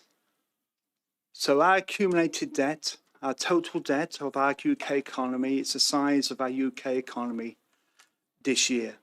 That to me is horrifying, and that is scary. And sometimes when you're in government, you have to make difficult decisions. And this is obviously a difficult decision. And obviously the motion, or the amendment motion, I should say correctly, does say that obviously when the situation improves, which no doubt, hopefully it will do, then obviously we would like to reverse that decision of the UK government. And that's what it clearly says in this amendment. So thank you. And I do not think it negates the motion, because negates the motion implies it's against, and it's not against. It's just an amendment of it.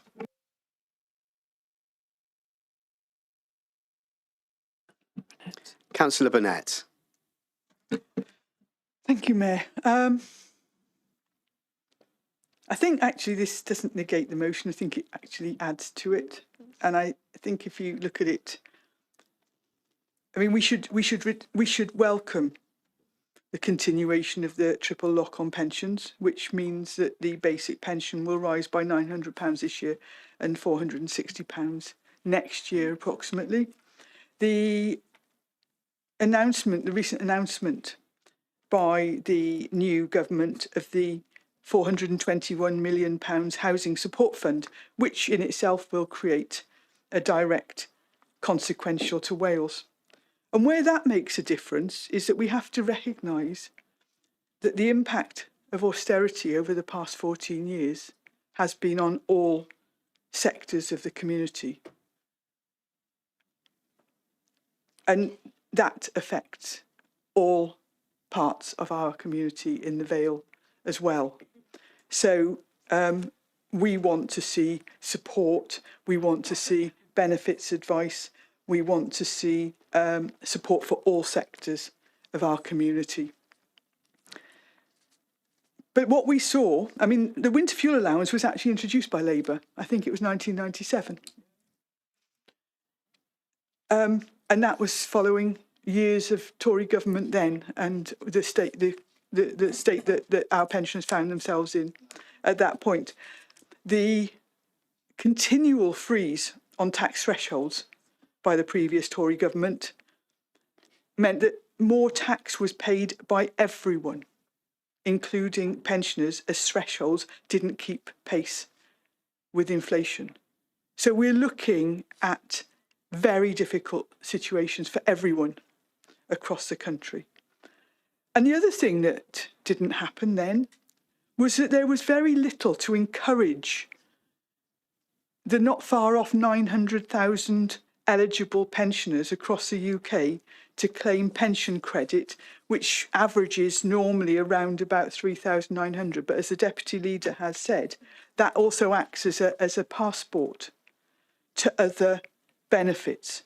And that's what we want to see. And that is why the amendment was put forward in terms of other actions as well that we would like to see, as well as a reinstatement of the fuel payment from a targeted payment back to a universal payment, but recognising that conditions have to change. So I have no hesitation in supporting the amendment. Thank you.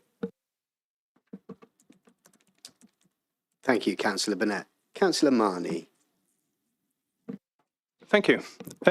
Yeah, I've listened to the debate tonight, and I take note of the statement of the state of the UK's finances left by the Conservative government. Well, I think many people, including myself, will agree the complete and utter shambles of the previous Conservative administration. But I also, of course, remember, as I'm sure we all do, the note left by the last Labour government, which basically said there is no money. And that was a very correct statement.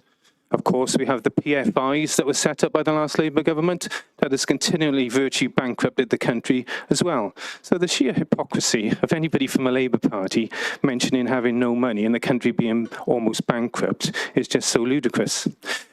People in this chamber, more experienced councillors, will remember me year after year pointing out that both the Labour Party and the Conservative Party obviously heavily in favour, and we're demanding that we give away billions upon billions and billions of pounds to foreign countries while our own people struggle, die from not missing operations, not being allocated operations in time.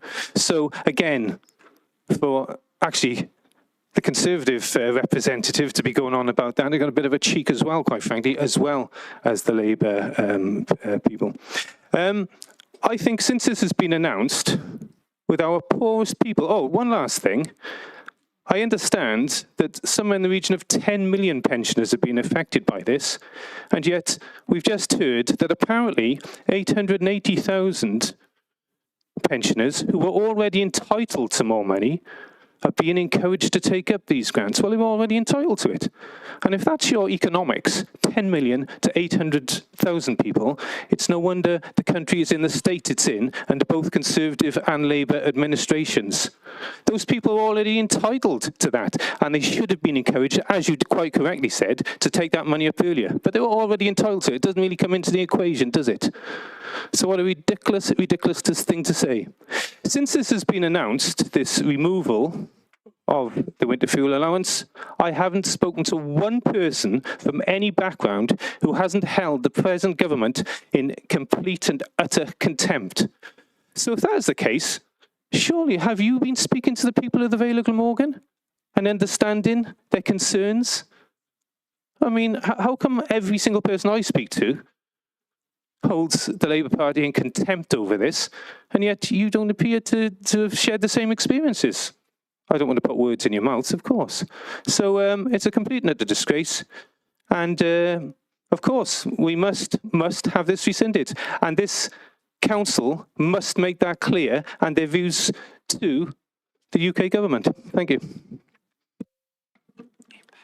Thank you, Councillor Marnie. Councillor Perry. Hi, thank you, Mayor. Obviously, this is nothing you're doing and no criticism of you, but what an absolute shambles this meeting is. What have we achieved in the last 2 hours? Nothing. What a waste of time. The whole meeting. We need to rip up the Constitution, start again if this is how things are going to be. Councillor Perry, is this a point of order, or are you speaking on the amendment or a point of clarification? On the amendment. Yeah. Okay. If you could, a little bit of everything due to the confusion. Sorry, Mayor. But you know, and I've got to apologise to my residents who might be tuning in. I know residents of the Vale Council of the Vale of Glamorgan are tuning into this, and they're probably as confused as most of the members are. So what's the point, really, when it's such a horror show? This is an absolute disaster of a meeting, not the Mayor's fault. It's a problem with the Constitution. And I'm helping residents with really important, meaningful matters, and I'm spent 2 hours so far here achieving absolutely nothing for them. Councillor Perry, could you get on with if you want to speak on the amendment, could you speak on the amendment, please? Thank you. The only bit I really caught was the deputy leader talking about capital schemes being cut. The capital schemes that are being cut that I'm aware of are those that are essential in a climate emergency. How do you justify that? It's an emergency, and it's like sinking the lifeboats on the Titanic for some reason and having fewer. If the climate emergency is something that's meaningful, you don't cut your capital expenditure when you've called a climate emergency. So should we now declare the climate emergency over? Most of our actions deny the climate emergency. It's completely meaningless that we've called it because we don't do anything about it, but we just called it. So we're admitting that there's nothing being invested in the climate emergency, or very, very little, insufficient. So we've got a meeting that's very confusing for the residents. It's confusing for the members. There's nothing written down. There's nothing circulated. And it's, and I agree with what Nicole just said, the amendment completely changed it. I can't vote for this amendment. It should have been circulated in advance, with a little bit of courtesy, a little bit of collaboration, rather than springing it here now. And then you've got all the Punch and Judy stuff going on as well, which has interrupted this. So this is very elongated, and really we should start again from the beginning. And this is nothing really of which the Vale of Glamorgan has much control. The people of the Vale of Glamorgan, less than 3 months ago, went out and voted for Keir Starmer's new Conservative project. More than nastiness, more of the same stuff. Yeah, and I'll probably come and maybe repeat this when we get back to actually the motion rather than the amendment. But we seem to have elected a government of continuity. Yeah, popular with billionaires who control the media and donate expensive clothing and luxury dinners to wealthy people. And those wealthy people are not queuing in the rain for their freebie food and their freebie clothing that they don't actually need. It's a shambles, and where to start? I hope most of my residents agree, and I do apologise for my residents who I've not got back to yet. And as soon as this meeting is over, I will get back to work.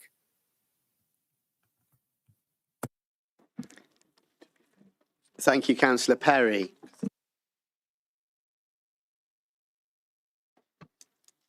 Councillor Morgan, thank you for your patience.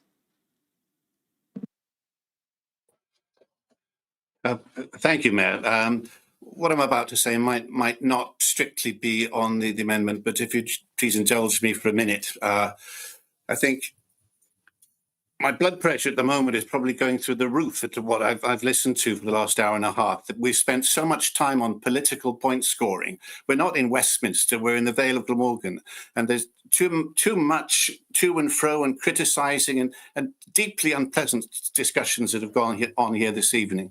And I have great respect to you, Mr. Mayor, for your good nature and the way that you control the meeting so far. But so much time could have been saved tonight, and I echo what Ian Perry just said.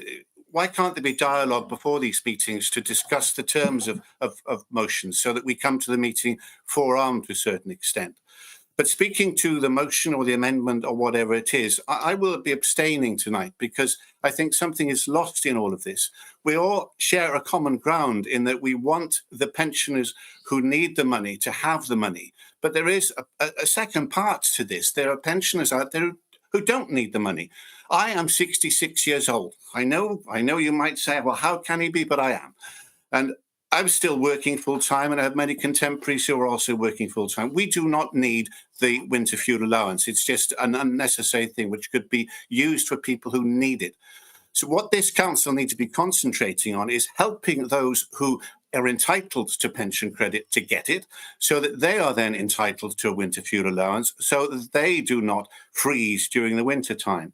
But this is not something that we need to spend 2 hours squabbling about. We just need to sit down together and decide, right, we're going to have a proper procedure in the Vale to target people who are entitled to pension credit and who aren't getting it. That is the fault with all of this. But it's just blown out of all proportion. And it's just to echo what Councillor Perry said, this is just unpleasant. And for people watching this on the outside, I think, well, just objectively, it's appalling. And I think we need to look at the way we do business in the Vale. Thank you.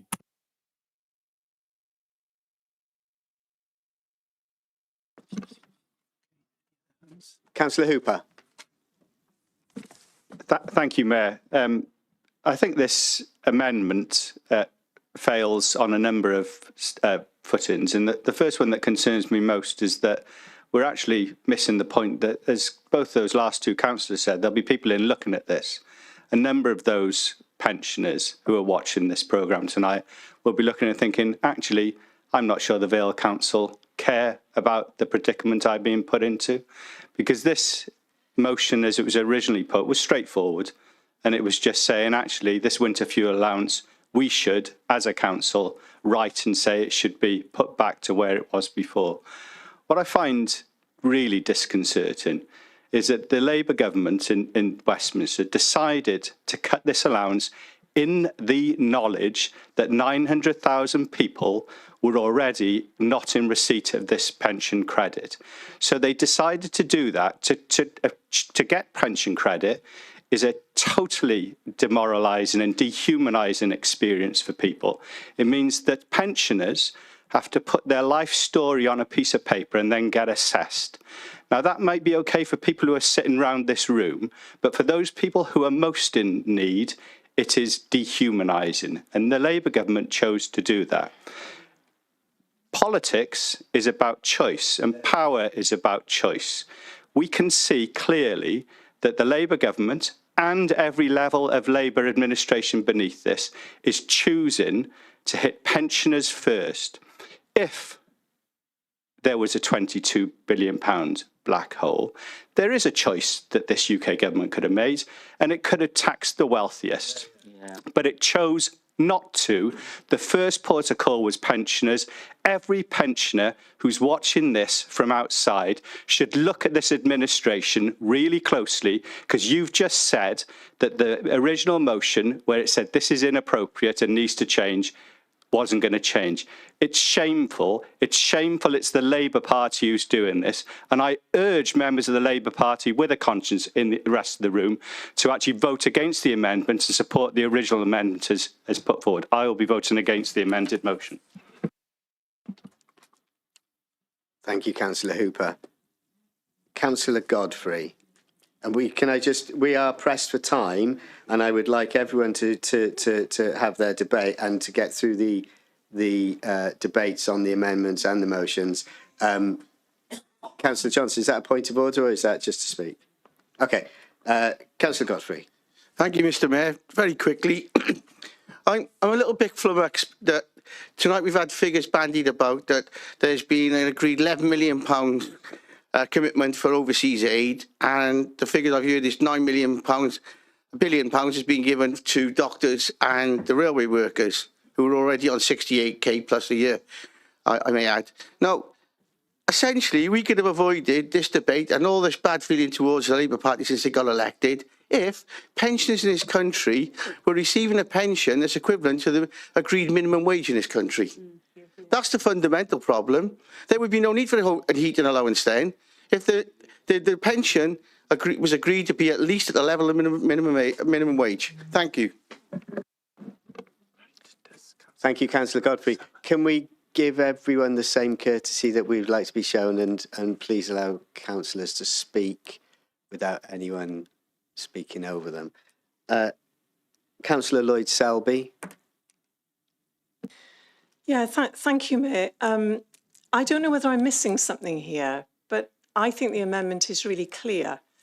The amendment before us tonight is that this council urges the new UK government to reinstate the winter fuel payments in full. That is the amendment, is it not, that's before us this evening? Now, I hope that that's something that all members of this chamber and those online will feel able to support. We are listening to older residents. We do recognise the hardship that this may cause. I have to say I'm entirely in agreement with those who've set out the state of the UK economy that this government has inherited and the tough decisions that it's having to make. We can sit and talk about that all night. But what we've got an opportunity to do tonight is to get behind this amendment that urges the government to reinstate this payment in full.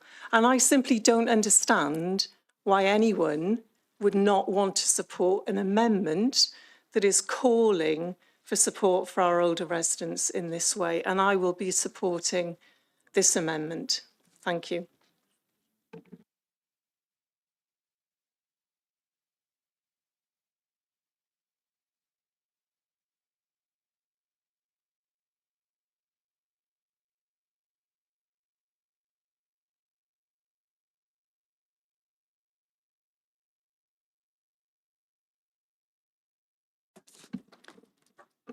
Thank you, councillors. Because we've run over the 45 minutes for debate, we're going to have to move to the vote. The Constitution says we have 45 minutes for debate, and I think there was, you know, if games and nonsense are going to be played, then it takes up our time.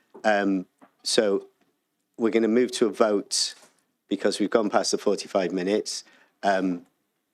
So we shall move to a vote on the amendment. Councillor Johnson, is it a point of order? A point of order, Mayor, apart from the suggestion that there are games being played by people, which I think is untrue, and I'm sure that isn't what you implied. Can we have the amendment read out again? Because I've heard different interpretations from different members of the Labour Party, and I'm not quite sure which one I was actually listening to. Thank you. Thank you, Councillor Johnson. I wasn't implying that anyone was playing games. I just meant the debate in the room. It was a lively debate. We did waste a bit of time on stuff that wasn't related to the debate. I will get the Chief Executive to read out the amendment for you again, so we've all got clarity on what we're voting for. Thank you. So members will be voting either for or against this amendment, and it is Council notes that the disastrous financial position they have inherited has forced the new UK government to take immediate action, including cancelling capital schemes and changing the winter fuel payment from a universal payment to a targeted payment. The change means many pensioners are not receiving winter fuel payments this winter. This council urges the new UK government to reinstate the winter fuel payments in full to support our older residents, or to take other actions such as those previously mentioned once the UK's financial situation allows. Once the situation allows. Yeah. That is the amendment as I've read it, yes. Thank you, Mr. Mayor. That's not what was said then. Councillor Hodges, thank you. The Chief Exec's just read out the amendment for you. What I would ask clarity. if members press the plus if they're in favour, minus if they're against, or 0 if they're abstaining, for or against or abstain if you're on your laptops at home. We're ready for the vote, Amy? Yes. Great. Thank you, Councillor Perry. You can't come back in, I'm afraid. Thank you. I don't understand what the Chief Executive just said, whether we inherited that disastrous financial situation. The wording is not clear. Who inherited? Once this vote's gone, you're going to have to move this. Thank you, Councillor Perry. We shall move to the vote on the amendment. Thank you.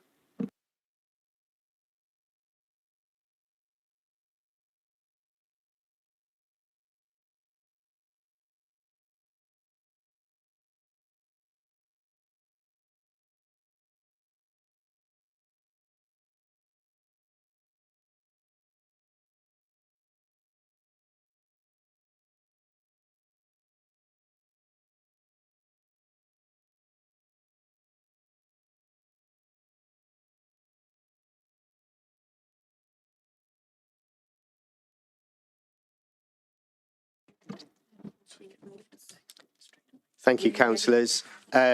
We have the results of the voting, which will be displayed on the screen. In favour, 24, against the amendment, 20, and 4 abstentions. The amendment becomes a substantive motion, and because time has elapsed, we shall move straight to a vote on the substantive motion. Councillor Perry, is that a point of order? Councillor Johnson, I'm afraid. Sorry, don't get confused in your Ians.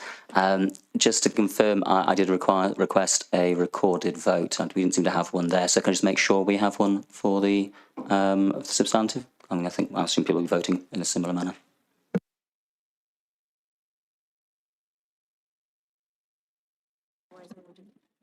I've been informed you asked for a registered vote, not a recorded vote, by Democratic Services.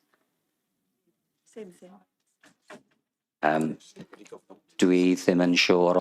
I'm not sure if this is being interpreted correctly, therefore. You know that I asked. The Chief Executive knows full well what I asked for. Johnson, we shall put them up now for you. There you are. Is that satisfactory?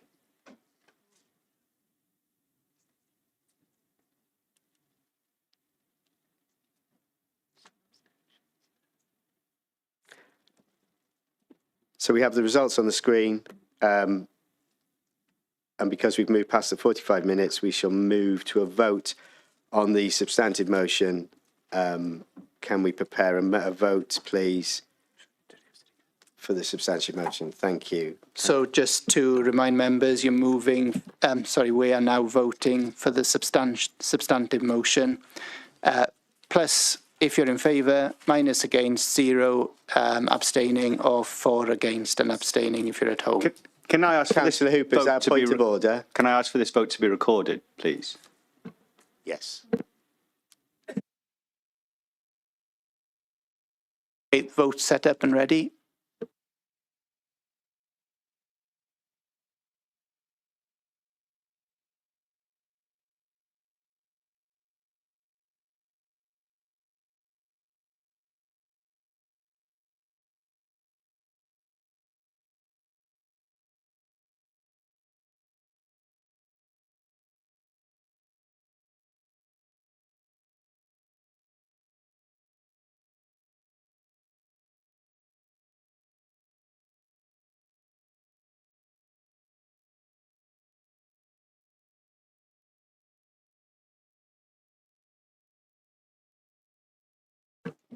We're still waiting on one vote, in case anybody's wondering.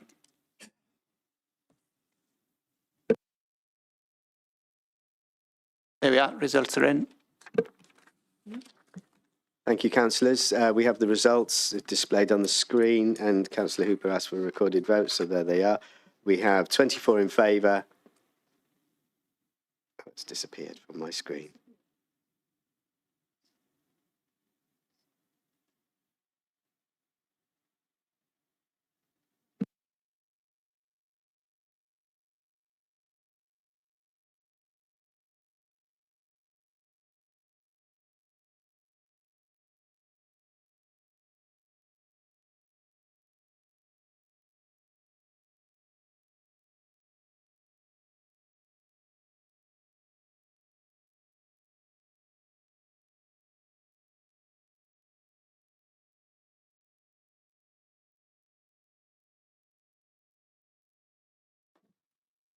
Thank you, councillors. Apologies, that disappeared off my screen as I was reading it out. So we have 24 in favour, 19 against, and 5 abstentions. The motion carries, and we will move on unless members would like a comfort break for 5 minutes. We will take a 5-minute comfort break. Please come back at 10 past 8. 20 past, sorry. Yes, thank you.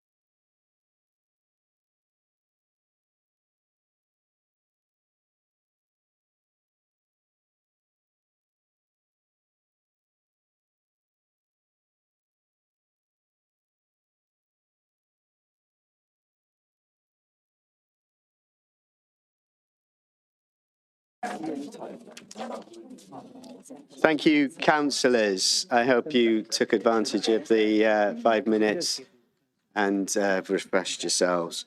Right, speedily moving on to agenda item 8. Yeah, Councillor Birch. Oh, yeah, sorry, apologies. We've had late apologies from Councillor Rhiannon Birch. So apologies have been given. Thank you. Even speedilier, it's not a word. Agenda item 8, amendments to the council constitution. Councillor Burnett, leader, would you like to present, please? Thank you, Mayor. This is a straightforward item that we usually have in terms of amendments to the council's constitution. We usually make tweaks to make it more relevant and accurate at most council meetings. So this one actually covers amendments to the multi-location meetings policy. So that was agreed by Cabinet on the 18th of July.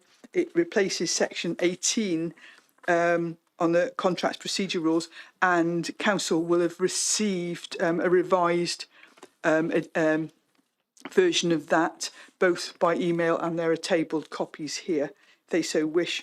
And also amending section 1410, and this is linked to the changes in terms of the new licensing laws that are coming in. And if you have a look, that is, hang on, have a look, paragraphs 2.7 right the way through to 2.10 in terms of the changes to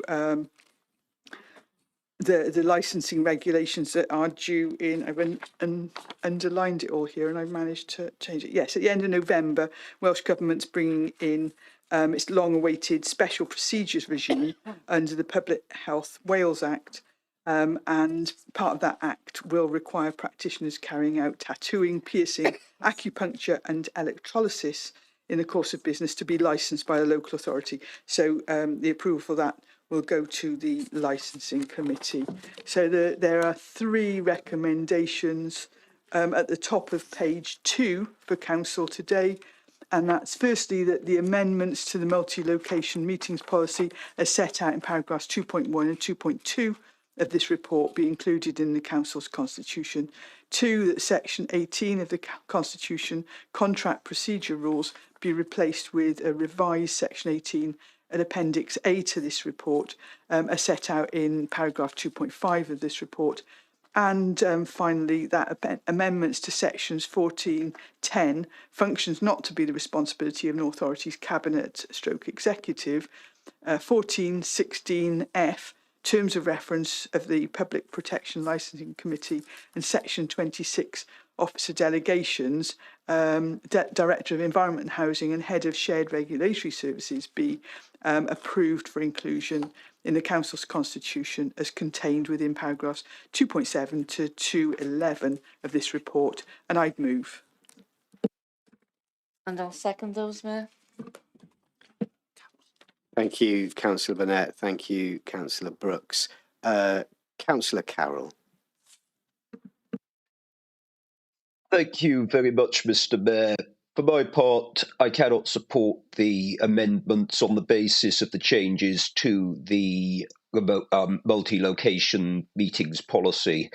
I've been very clear that I believe that scrutiny committees should be held on a hybrid basis to enable people to take part in person should they choose to. I do believe that meetings held in person allow for better debate. It is perhaps somewhat ironic that tonight's council meeting is being held on the week of our party conference, which has meant I've had to take part remotely this evening. But I do believe that that's a fundamental flaw. It's anti-democratic and it's not something that I can support. Thank you, Councillor Carroll. Do I have any other? Councillor Haynes.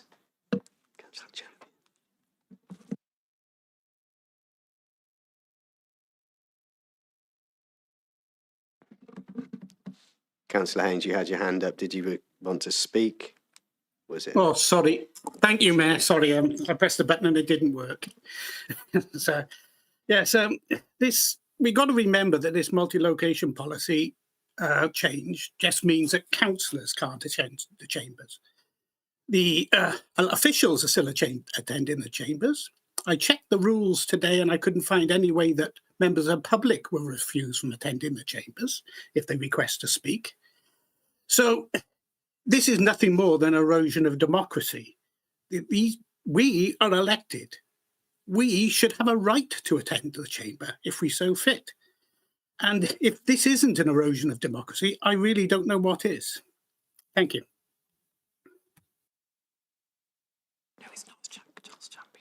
Councillor Champion. I haven't seen the papers behind this, so I don't know what the thinking is. I'm sorry. But can I ask the question, is it to do with cost saving? What was the... There's a change to this constitution. Is it... Can I ask why it's been changed?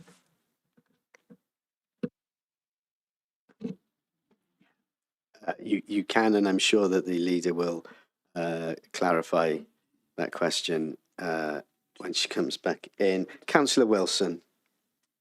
Thank you very much. I mean, I think it's very entertaining that we've got two members of the Conservative ruling group complaining about the multi-location policy, yet they've spoken from locations other than this council chamber, and including one has gone to the party conference and he's chosen to do that. He didn't have to go to the party conference. He could have stayed in the chamber. And to be honest, you know, there are pros and cons in all methods, aren't they, really?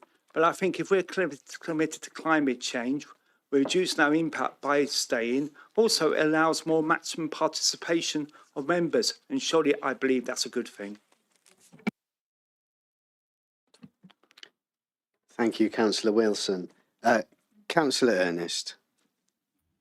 Thank you, Mr. Mayor. Well, it's the first time I've spoken this evening, and I agree with colleagues of mine who say that this is denying the democratic rights of elected members to actually appear in the chamber and take part in debates. Except I'm not there tonight. Maybe there's a good reason for that. But we know when we look at the Senedd in Cardiff, all the members are lined up there, Labour, Conservative, whoever. They're all there in person, putting their points, and a good and free debate takes place. Just a second, Councillor Ernest. Sorry, just a second, Councillor Ernest. Can all members please give the same courtesy to all members they would like shown to themselves, please, and not talk over a member when they are speaking? Thank you, everyone. Thank you, Mayor. Perhaps I'm a little deaf. I didn't hear it. But I'm making the point that in Westminster, MPs turn up. The chamber is full. Labour, Conservative, Liberal, Nationalists, they're all there. They're all there in the Senedd as well. It's only in this council, a council that I've been a member of for over 30 years, and the one or two colleagues, not necessarily on my side, on the other side chamber, who've been in there for similar periods of time.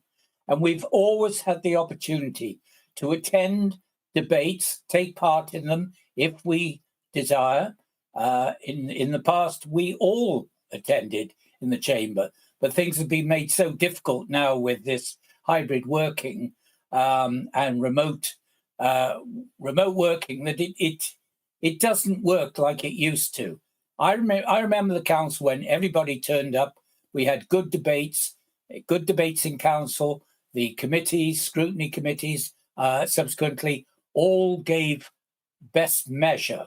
But now, Mr. Mayor, under the proposals, that is changing. And in my book, it's a very, very bad move against the democracy in the Vale of Glamorgan. Thank you, Mayor. Thank you, Councillor Ernest. Apologies for the interruption, but I'm sure all members would like to hear what you were saying. I'm grateful, Mayor. You're welcome. Councillor Johnson. Chair, I've got a point. I've had my hand up on a point of clarification for some time, Chair. I'm sorry to jump in. Councillor Haynes, yeah, point of clarification. Well, we were, a previous councillor came in and said about councillors from the Conservative leading group. You know, you're in power, Mayor, your party's in power, not ours. And on top of that, if any councillor wants to know why I'm not in the chamber, I'm more than happy to tell you about my care issues. But I don't think I should have to, and don't think it should be made an issue. Thank you, Councillor Haynes. In the chamber. Thank you, Councillor Haynes. Councillor Johnson. Diolch. Thank you very much, Mayor. Thank you very much to the previous speakers. I take it that people are pointing the finger towards the Conservative group because they made such a fuss about the right to come into the chamber for, a year and a half, and then when the opportunity comes for them to come in person and appear in person and speak in all meetings, then they almost never turned up. So usually there are 13 Conservative councillors on the council. Of course, there's one who can't be with us because they've been suspended from the council. So there are 12 of them, and 4 have turned up in this meeting this evening. And unfortunately, Mayor, only the Plaid Cymru group only has 5 seats, and we fill them every time in council meetings, where there are empty seats, where there are 3 other members from the group could sit. So I know that this is not the point. I am the chair of the Democratic Services Committee, and the request came to our committee in July to discuss the request after the pilot phase to turn Scrutiny Committee meetings from being hybrid into being virtual only. And this was the application and the request that was accepted, not by everybody in the committee, but it was accepted and it was driven forward and sent forward to the Cabinet. I disagree with it instinctively. I believe that we should be entitled to turn up to meetings face to face, and our staff, we should be here. This should be the usual practice. I accept that people are entitled to appear virtually, remotely. I understand perfectly eligible and valid reasons why people select and choose to do this, but the norm should be for meetings and events such as the one we have this evening, where not the majority but almost half of councillors are here this evening, and we have a better meeting as a result, I feel. I think that we as a council should meet, we should be entitled to meet face to face in scrutiny committees, and I understand that there are reasons why people didn't turn up. I think to an extent this was to stop the scrutiny because it's worse when it happens only remotely, and we should be entitled. What we shouldn't do is go around creating some kind of fuss about turning up and saying things such as only the people who turn up to the meetings in person, they're the only ones who are doing work, as a number of Conservative councillors have done over the past 2 years. If they stop this and just turn up to meetings because they didn't turn up face to face, then we could do better. But I think we should reverse the Cabinet decision personally, and I'm sure my group will support that view in rejecting this. Thank you.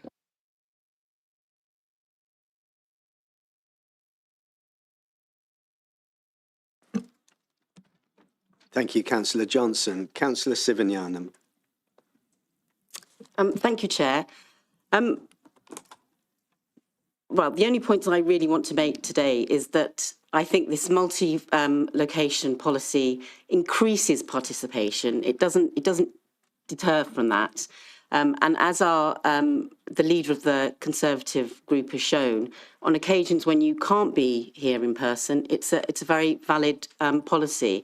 And to take Councillor Ernest's point about he remembers the time when everyone turned up, I also remember the time when only men were headed up councils and only men headed up government. And I think having a multi-locational policy also increases the participation of women, of people in full-time work, and it will only, going forward, increase the number of councillors we have from diverse backgrounds, including, young people and, as I've already said, people who work. So I support this.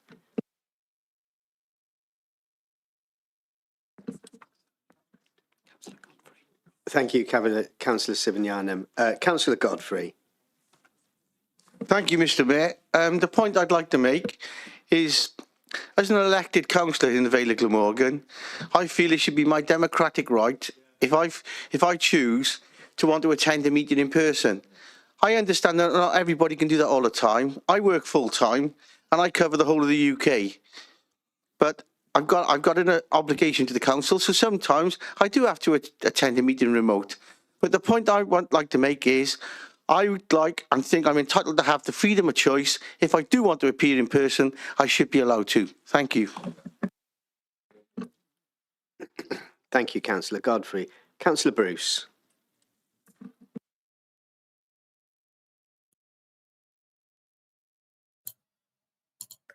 Sorry, I'm pressing the wrong buttons. I too have a legitimate reason for not attending in person, but I do agree with the democratic right to be able to choose. That's all I want to say. Thank you.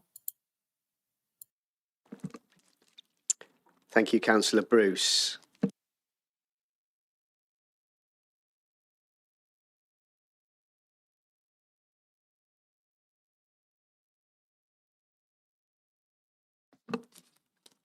Councillor Hooper.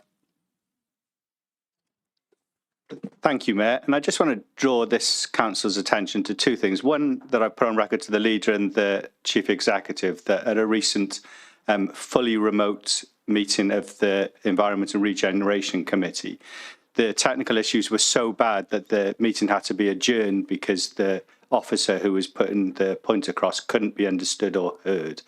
But not just that, we also had a situation where we had a presentation that was being played out to members that was from the meeting before. And I was the only member who noticed this and brought it to the attention of the chair for it to then be put back. So the officer actually went and gave the correct presentation. What that tells me is that scrutiny in this council is poor. Now, if we're making a choice between cost and scrutiny, the cost of poor scrutiny far exceeds the £10,000 supposed saving from having remote-only meetings. So they should be back in. The last thing to say is there is an audit coming up on remote working from internal audit. And I would suggest every councillor who feels that scrutiny isn't being achieved in this council should make representation to the internal audit team so they hear your views and pick them up and put them in. Thank you. Thank you, Councillor Hooper. Councillor Goodjohn. Thank you, Mayor. Can I make a few points? Firstly, can I clarify for members of the public that at no point is this full council meeting going fully remote. It is only scrutiny committee meetings. Of that, chairs of scrutiny committees can also choose to have their meetings hybrid as well and not just fully remote. Okay, so at any point the chair, and I'm sure some chairs will, choose to have meetings on a hybrid basis rather than a remote basis. Conservatives, I am asking you, if you are so desperate to use the opportunity of coming in person, to please use it. Right? If you're going to complain, please use this opportunity. Otherwise, all you're doing is virtue signalling, which doesn't seem very conservative to me. I think it's extremely important that we mention that Conservatives consistently talk about value for money. We are saving money through this proposal. Look, I think that members of the public want us to get good scrutiny done, good work done, and that can be done on a remote basis or in person. And if the chair believes of that committee that it is better to do the scrutiny in a hybrid manner, they can do that. Therefore, there is literally no issue with this proposal. Thank you. Thank you, Councillor Goodjohn. Councillor Champion. Surely the term hybrid means you have the choice of the two. Is that not what hybrid means? This is saying it's purely remote. And I've heard £10,000 saving, if that is the case. But then if the officers are actually in the chamber, then why can't members be in the chamber? I don't understand.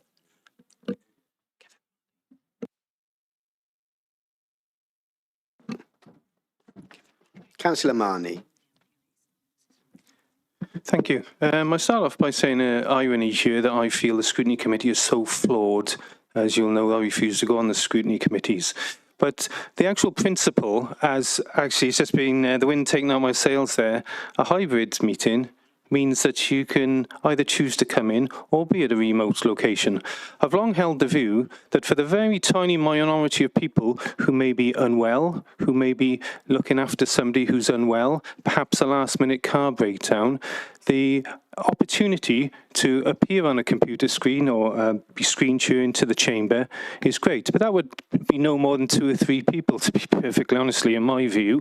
But the thought that you're actually trying to stop people coming into the chamber is not only not a hybrid, as has just been said, it's absolutely ludicrous. Who do people think you are, taking away that ability of people to come and meet face-to-face and have discussions with your next-door neighbour and whoever? It's just bizarre, quite frankly. How has this ever come about?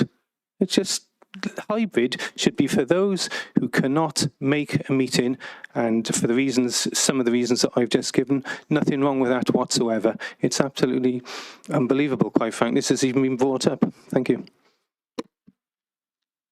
Thank you, Councillor Marnie. Councillor Perry.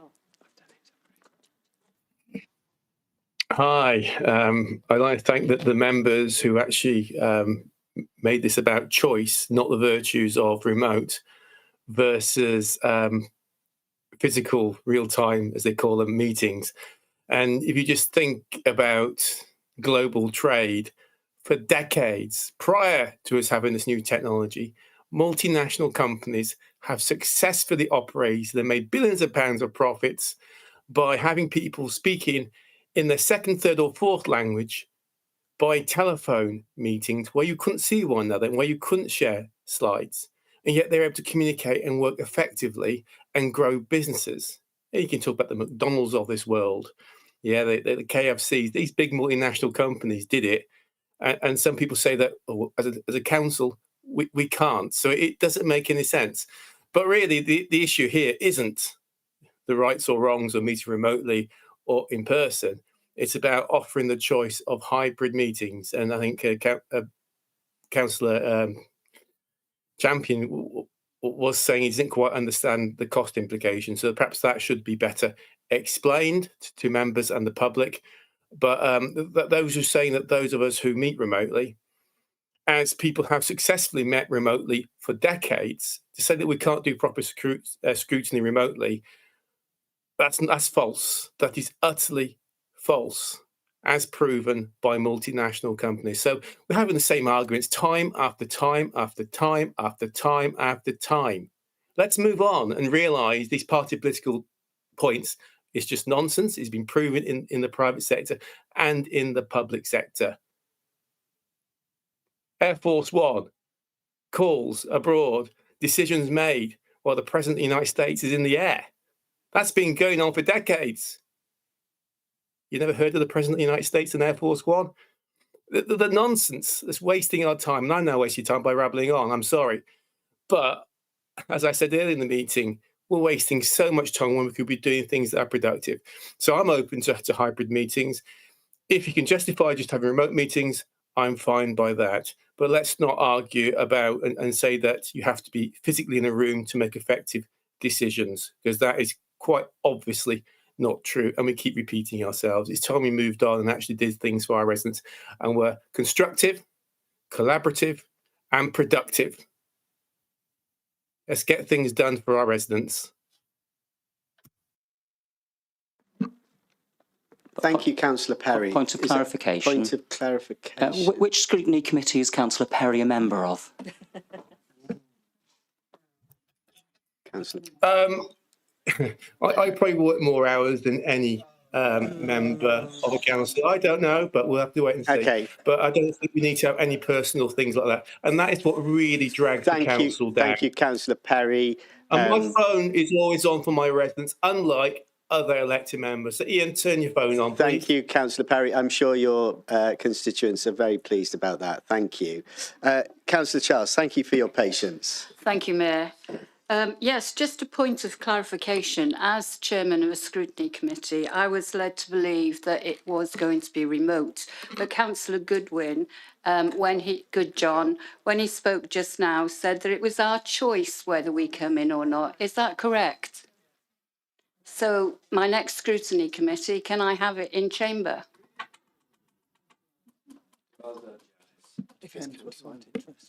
Thank you, Councillor Charles.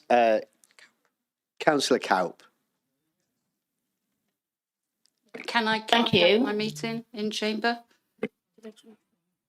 Councillor Charles, can I just... Okay. Pick up by there. It'll get picked up by the leader. Thank you, Councillor Charles. Councillor Cowp. A couple of things. I think we should have a chamber that is big enough for all of our councillors to attend. And I wonder what we're going to do to address that in the future. And secondly, and there's points just gone now. Secondly, I think it's the points been made by Councillor Johnson that there are free seats in that room tonight where some of the Plaid members who aren't there, myself and someone else is at home, someone else is downstairs in the Plaid office, could actually have been sitting in those chairs. And is there nothing that council can do to offer those seats to other councillors that want to come into chamber? Thank you. Seats are allocated on a party basis, and it's up to those members whether they take up those seats or not. Councillor Lloyd Selby. Yeah, thank you, Mayor. I think the report before us is clear. It says that all scrutiny committee meetings be held on a remote basis only unless a matter of county-wide interest has been determined by the chair of the scrutiny committee in conjunction with the chief exec. I certainly, in my agenda conferences as chair of environment and regeneration, consider whether the issues coming before committee are of a county-wide interest. And in fact, I had that discussion in my last agenda conference before scrutiny, and that will always form part of the discussion that I have with officers when planning the agenda. I would hope that all scrutiny chairs would be aware of their responsibilities in that area and would act in the same way. And I would certainly say that, you know, to those of us who participate in scrutiny committees, if we consider a matter on the agenda before us when we fully read all the papers to be of county-wide interest, I would certainly raise that with a scrutiny chair if I felt it was something that was of sufficient interest to merit making a case for meetings to be held on a hybrid basis. So this policy does not prevent that at all, and I see no reason at all on that basis why it can't be supported. And I certainly don't think that it's anti-democratic. In fact, I think, as the Cabinet member has already expressed, it actually increases engagement. And we've seen that in tonight's meeting because people have been able to join us remotely who would otherwise not have been able to have their voice heard or represent the people who've elected them. So I will be supporting the recommendation to amend the Constitution accordingly.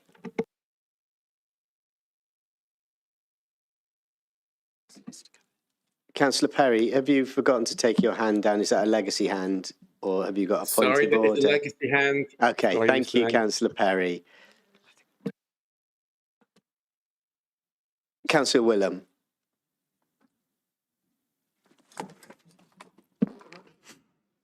Diolch. Thank you.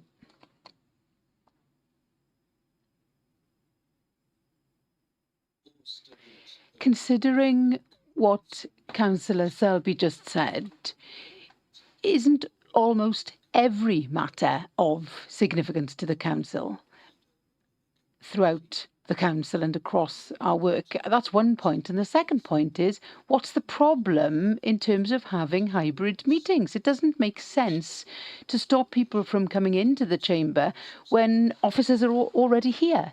It's an attempt to hamper good scrutiny. And I think that we should support hybrid meetings because, after all, as Councillor Champion said, officers are already here, so there's nothing to stop practically other councillors from coming in here and scrutinise better. I disagree, with all respect, with Councillor Perry. I think that scrutiny is far better when it's face-to-face. It's far more effective, and indeed, as a member of the Scrutiny Committee on Economic Development and Environment, I have seen the problems that Councillor Hooper suggested and mentioned earlier, and indeed, I think that a point should now be made of ensuring that democracy is implemented and operated and acted upon in this council. If we can turn up in the chamber for meetings of the full council, then we can turn up in the chamber for scrutiny meetings. That makes sense to me, and that's what democracy is. It's about enabling everybody to turn up and have hybrid meetings.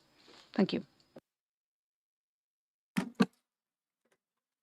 Thank you, Councillor Willam. Councillor Burnett. Thank you, Mayor. First of all, just a couple of points of clarification.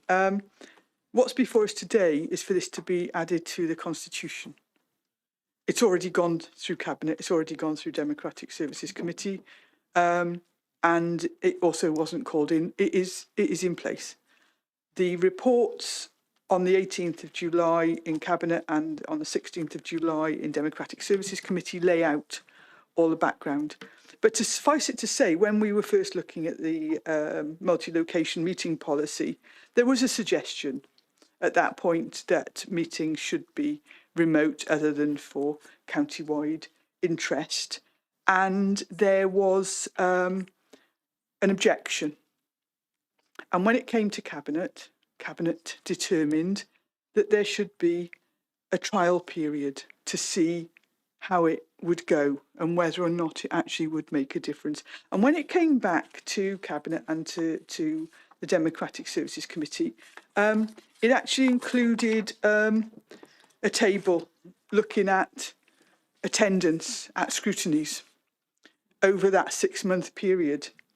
The highest number of any scrutiny, there was one with 5, but normally 3 or 2 people attended.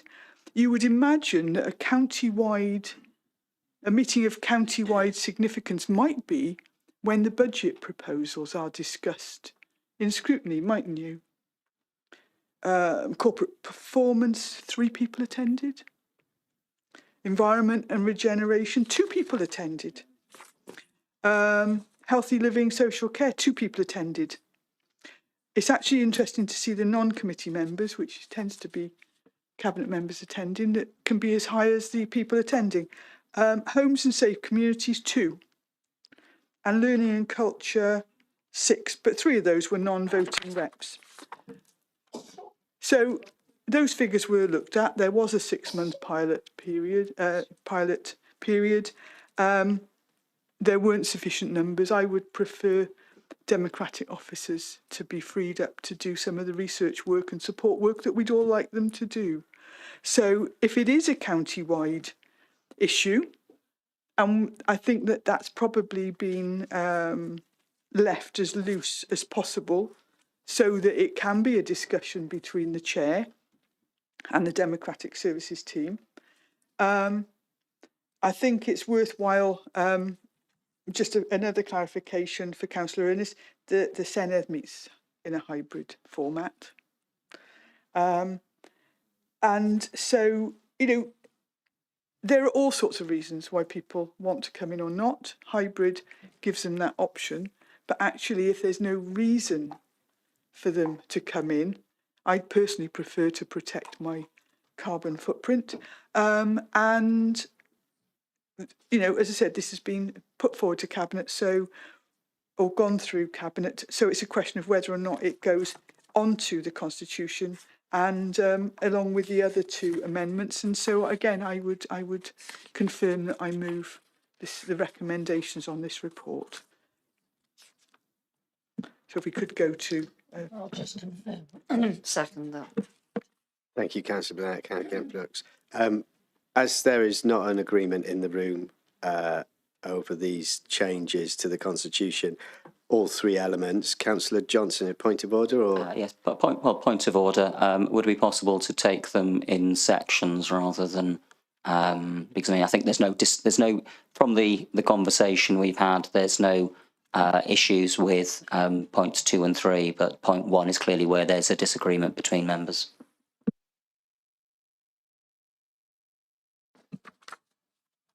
Thank you, Councillor Johnson.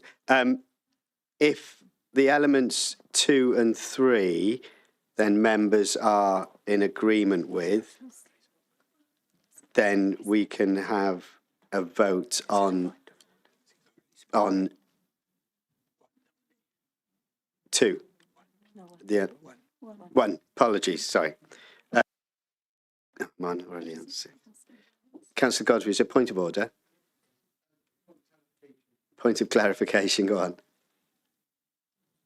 Yeah, it's a point of clarification. I'm a bit confused and concerned. The response there of our council leader, Councillor Burnett, he said that with regards to carbon footprint, she'd rather people didn't come in if there was any need. So is the next step that all council employees are going to work from home to save the carbon footprint? Thank you, Councillor Godfrey. Councillor Bett did say her own carbon footprint, so there's the clarification for you. Thank you, Councillor Godfrey. We will move to a vote. If members want to do them individually, or we can take 2 and 3. Are we in agreement on 2 and 3? Yes. Okay, so we shall vote on 1 then, the first element. So just for members' information, you're voting just on recommendation 1. Recommendation 2 and 3 has already been accepted. And if you're in favour of recommendation 1, use the plus, minus if you're against, 0 in the middle if you're abstaining, 4 against or abstain if you're on your laptops, working from home or anywhere else. Thank you.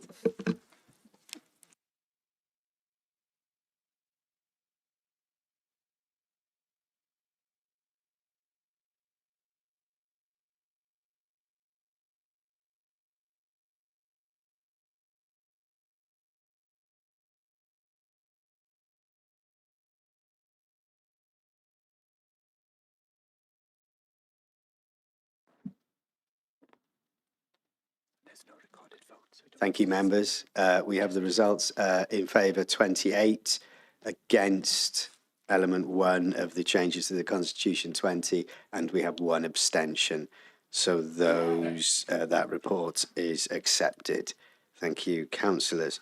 Moving on to agenda item 9, Scrutiny Committee's Annual Report 23-24. Can I ask Councillor Neil Thomas to take us through these, please? I'll get the mic on, yeah. Right. Thank you, Mayor. Council will be familiar with this annual report. This being the second iteration since members were elected in May 22. The report details the role of scrutiny, how scrutiny is undertaken in the Vale of Glamorgan, and highlights some of the key achievements of each of our 5 scrutiny committees, in addition to a selection of significant events within scrutiny during the municipal year. In 23-24, our scrutiny function continued to act as a critical friend to our decision makers and as the voice of the people when important decisions are being made. 23-24 saw scrutiny undertake detailed task and finish project work to review the council's procurement policy and strategy, in addition to addressing the Vale's response to the current housing, social care and cost of living crises, as well as ongoing scrutiny of our environment, transport and education services. Members have also this year taken part in a series of very successful workshops on effective scrutiny as part of ongoing work to strengthen our consideration and examination of these crucial issues. I must take this opportunity to thank our officers in the directorates and our democratic officers for their work. Their reports are detailed and clear and help focus our thinking during scrutiny committee meetings. I also thank the diligent members of the scrutiny committees who read what are often very long reports and make their contributions in the meetings. I would therefore, in my role as chair of the Scrutiny Chairs and Vice Chairs Group, I'd like to present this report as a demonstration of another successful year for the Vale Scrutiny arm to be received by Council. There is that only one recommendation, which is that the Council receives the Scrutiny Committee's annual report for the municipal year 23-24. Thank you. I'll second that, Mayor.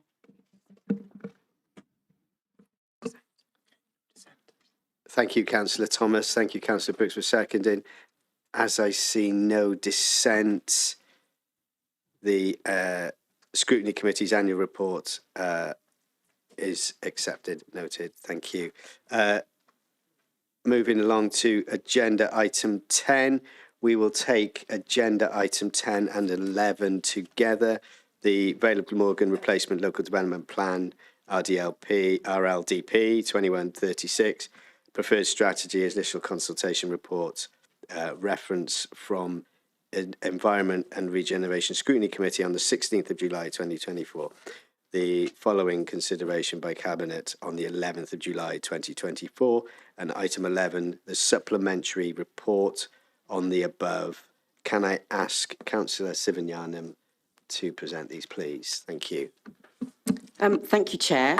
As members will know, the Replacement Local Development Plan is a key council policy document that underpins many of the council's corporate strategies. It has a robust evidence base and will allocate land for development, designate areas for protection, and contain policies that provide the basis for the determination of planning applications. The RLDP will be prepared in accordance with the delivery agreement, which Council will recall sets out the timetable for plan preparation. Now, one of the key stages of the plan process is the preparation of a preferred strategy for the RLDP. The strategy provides, as the name suggests, the strategic direction for the development and use of land in the Vale over the plan's period, which is 2021 to 2036. The preparation of the preferred strategy has been guided by a framework of key information that includes, amongst other things, national legislation and policy, local and regional policies and strategies, and an evidence base relating to key local issues that the plan should seek to address. It provides a strategic context for the detailed deposit plan. At our meeting on the 20th of November last year, Council endorsed the preferred strategy for public consultation over a 10-week period. I think the public consultation was held between the 6th of December and 2023 and the 14th of February this year. Now, there are several matters that will be given further consideration in the lead up to the deposit plan.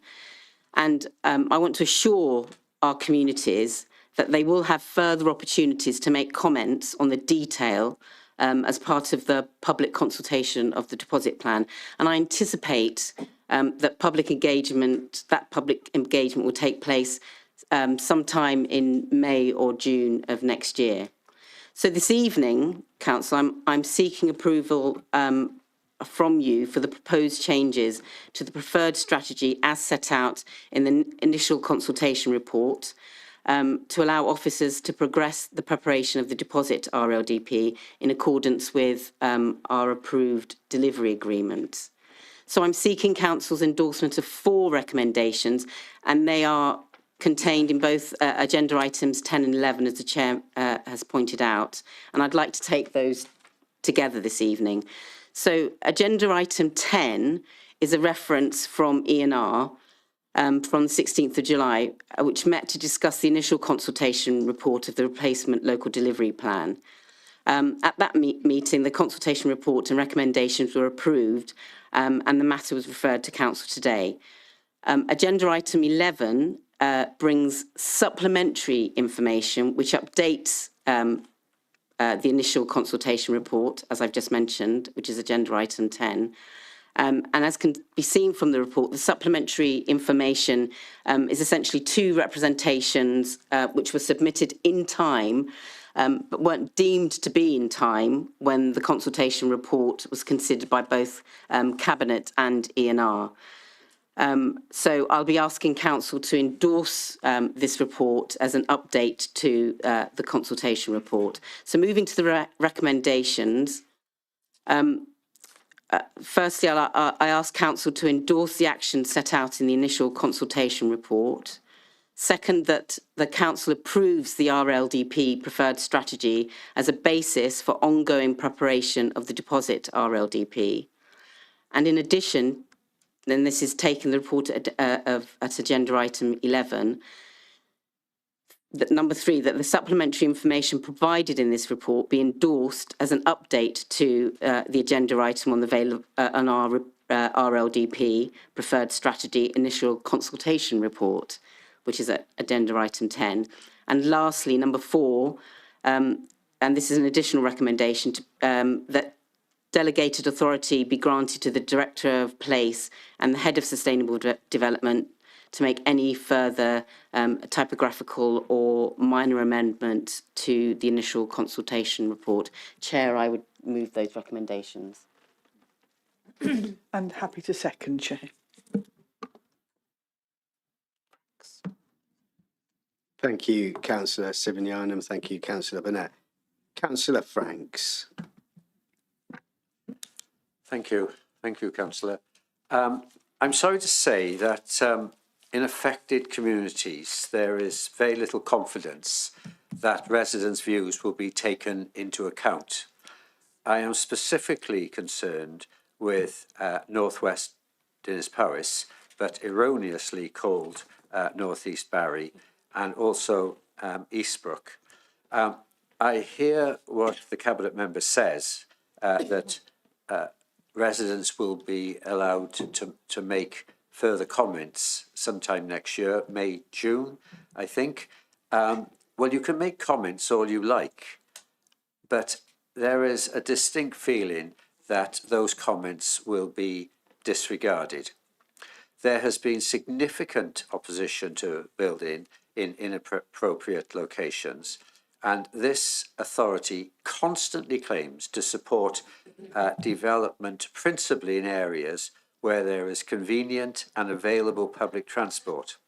I question whether either of the sites I've mentioned that are targeted hit this desire. Northwest Dinas Powys and is a long way from Calyxton Station, for instance, with no bus services at all. Eastbrook is not blessed with good bus services either. Residents are very disappointed with the lack of recent engagement, and to hear that we have to wait to spring of next year, late spring of next year, is very disappointing. I just wonder what's going on at the moment. I think the lack of information is disappointing. And I've got to stress that there's a strong community feeling that nothing residents will say will influence this, this authority. Thank you, Mayor. Thank you, Councillor Franks. Councillor Haynes. Thank you, Chair. And first off, I got to agree with Councillor Franks's sentiment about whether the residents are going to be listened to. Certainly the residents of St Athan haven't been listened to. Again, the train station. We don't have a train station. You can see the train station by me. The one in St Athan is almost identical like that as is. It's imaginary. Now, it says in this report, it was a chicken and egg thing with St Athan. One of the officers said this, chicken and egg. You've got to have the houses to get the train station. Well, we've got the houses. We've had 2 major developments, over 100 houses each, one still ongoing. We've had 2 social housing developments, reasonable size, another one just being completed. And recently we just had planning for another social housing development. We're getting the housing, we've got the housing, where's my egg? There is no public transport here. There's 1 train an hour, 1 bus an hour, and that doesn't meet up with a train. When I was a child, there were 3 buses an hour. Now, It also says in the report that there is going to be if we don't get a train station, there'll be some other plan, which is I assume is a bus service. Now, if you go to the previous agenda item, there was a report in there about the bus service. I suggest Cabinet and all members of all parties read that bit about how difficult it is to get buses to come this way. So I'm deeply concerned about the future of St Athan under this RLDP, and I really don't think the residents of St Athan are being listened to. The Community Council asked the Planning Department to come down and talk to them. They refused. So I know the leader turned up at one point for them, but the Planning Department refused, point blank. They've been not engaged with in any way. It's just a case of we want to put houses in your community and they are not getting any public transport in return. Thank you. Thank you, Councillor Haynes. Councillor Carroll.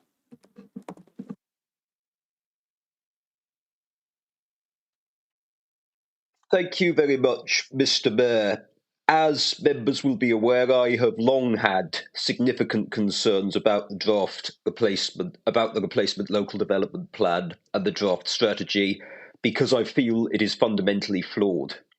As members will also be aware, I have often expressed concern that this authority doesn't listen. It doesn't pay sufficient regard to consultations. And I'm sorry to say, the report in front of us this evening and the Council's response to the comments that were submitted as part of its RDLP consultation at the first phase seems to be a continuation of that. Again, this Council does not seem to be listening. In terms of my own community of Llandoch, many aspects of the draft strategy and the site in Dinas Powys in the Eastbrook area will affect my community, as will many of the other proposed key sites that were brought forward in the report. I am not convinced that any of the concerns that I expressed or my community expressed have been addressed at this stage during the process at the stage to date. In fact, when I was reading some of the documents, I was horrified to discover a suggestion that Llandoch should actually be included as a site where growth would be concentrated, which is absolutely, completely inappropriate given the situation that we already have. The infrastructure isn't there. Public services aren't there. We're already suffering the consequences of inappropriate developments in and around the community, and to add to those without putting the infrastructure in place first would only make matters worse. I cannot support the approval of the draft strategy this evening. It's flawed, it will do damage, it needs to change completely, and this Cabinet needs to think again.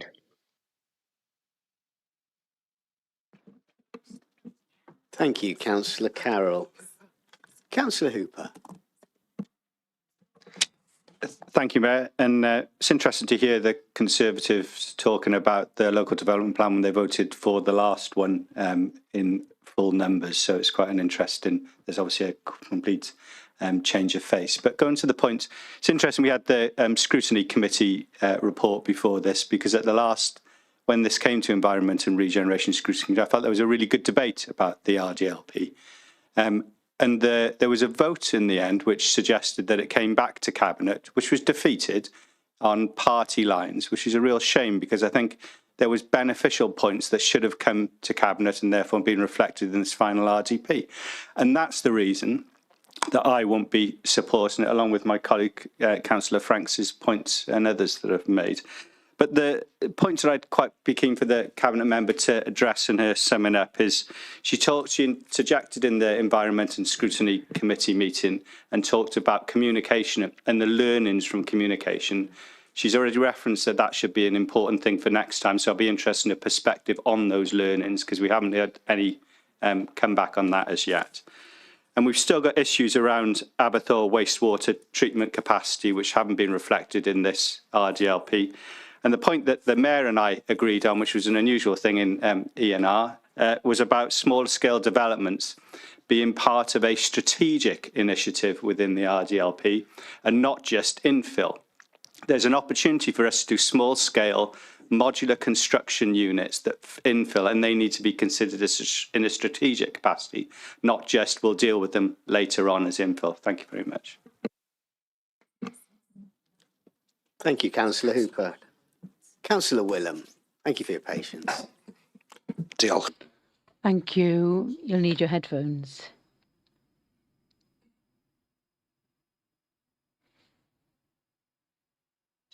Thank you.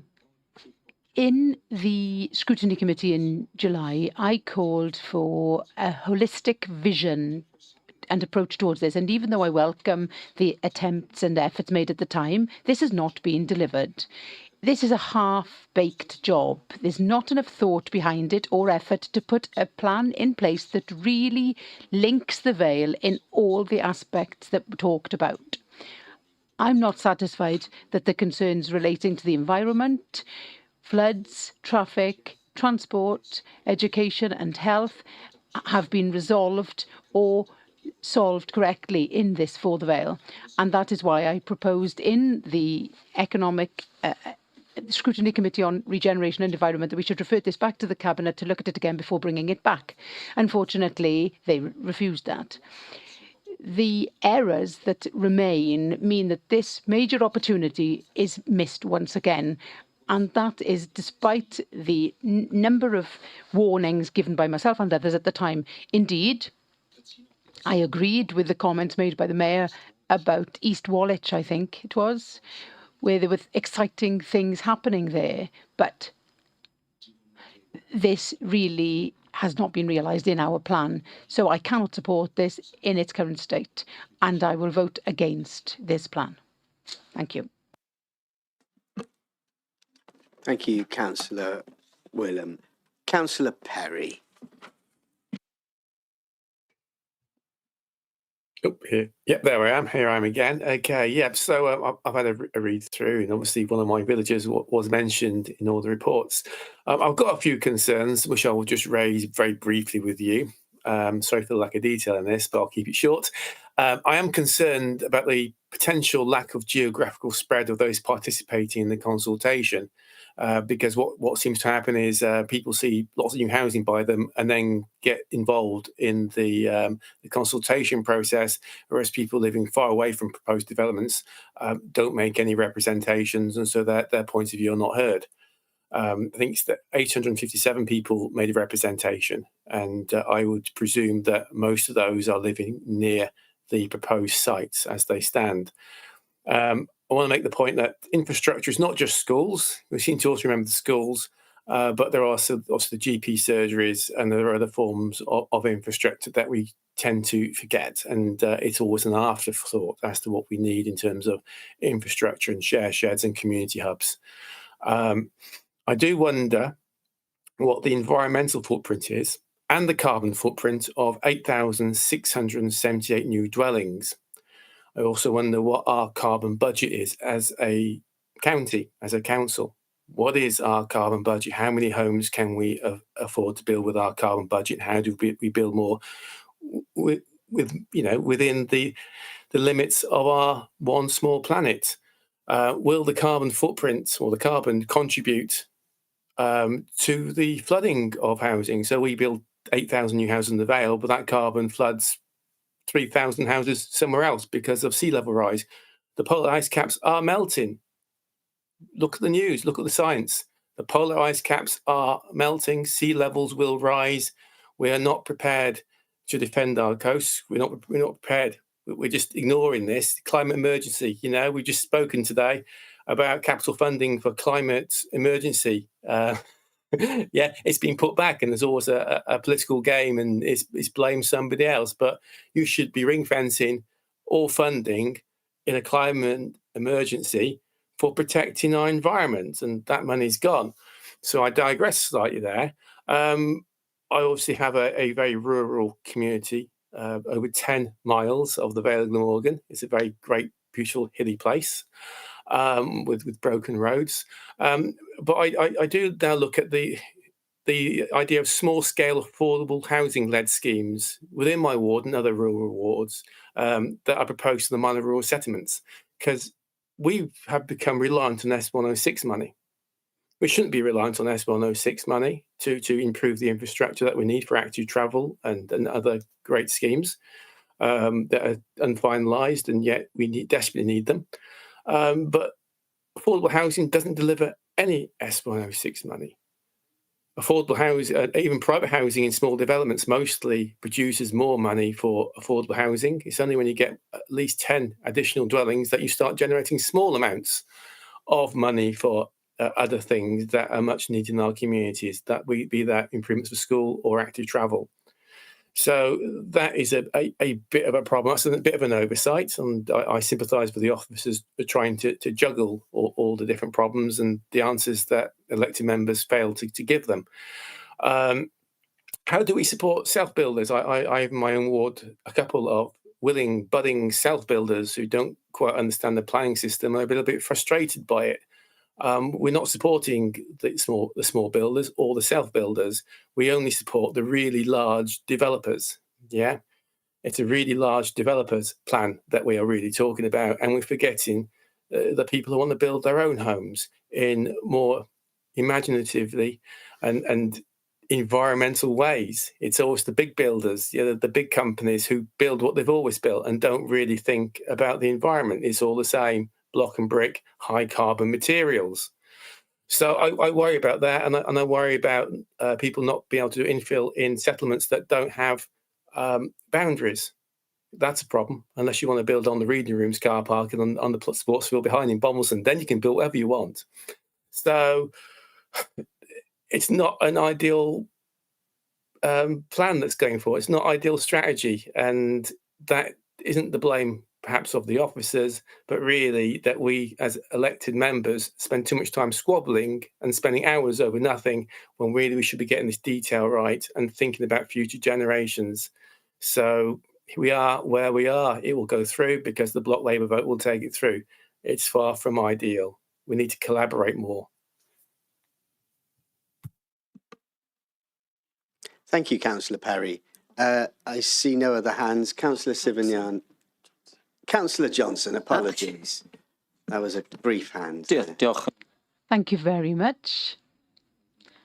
I was a little late putting my hand up. Just wait for people in the chamber to put their headphones on. Thank you very much for the contributions we've heard by now. And I have a few points I'd like to make. One,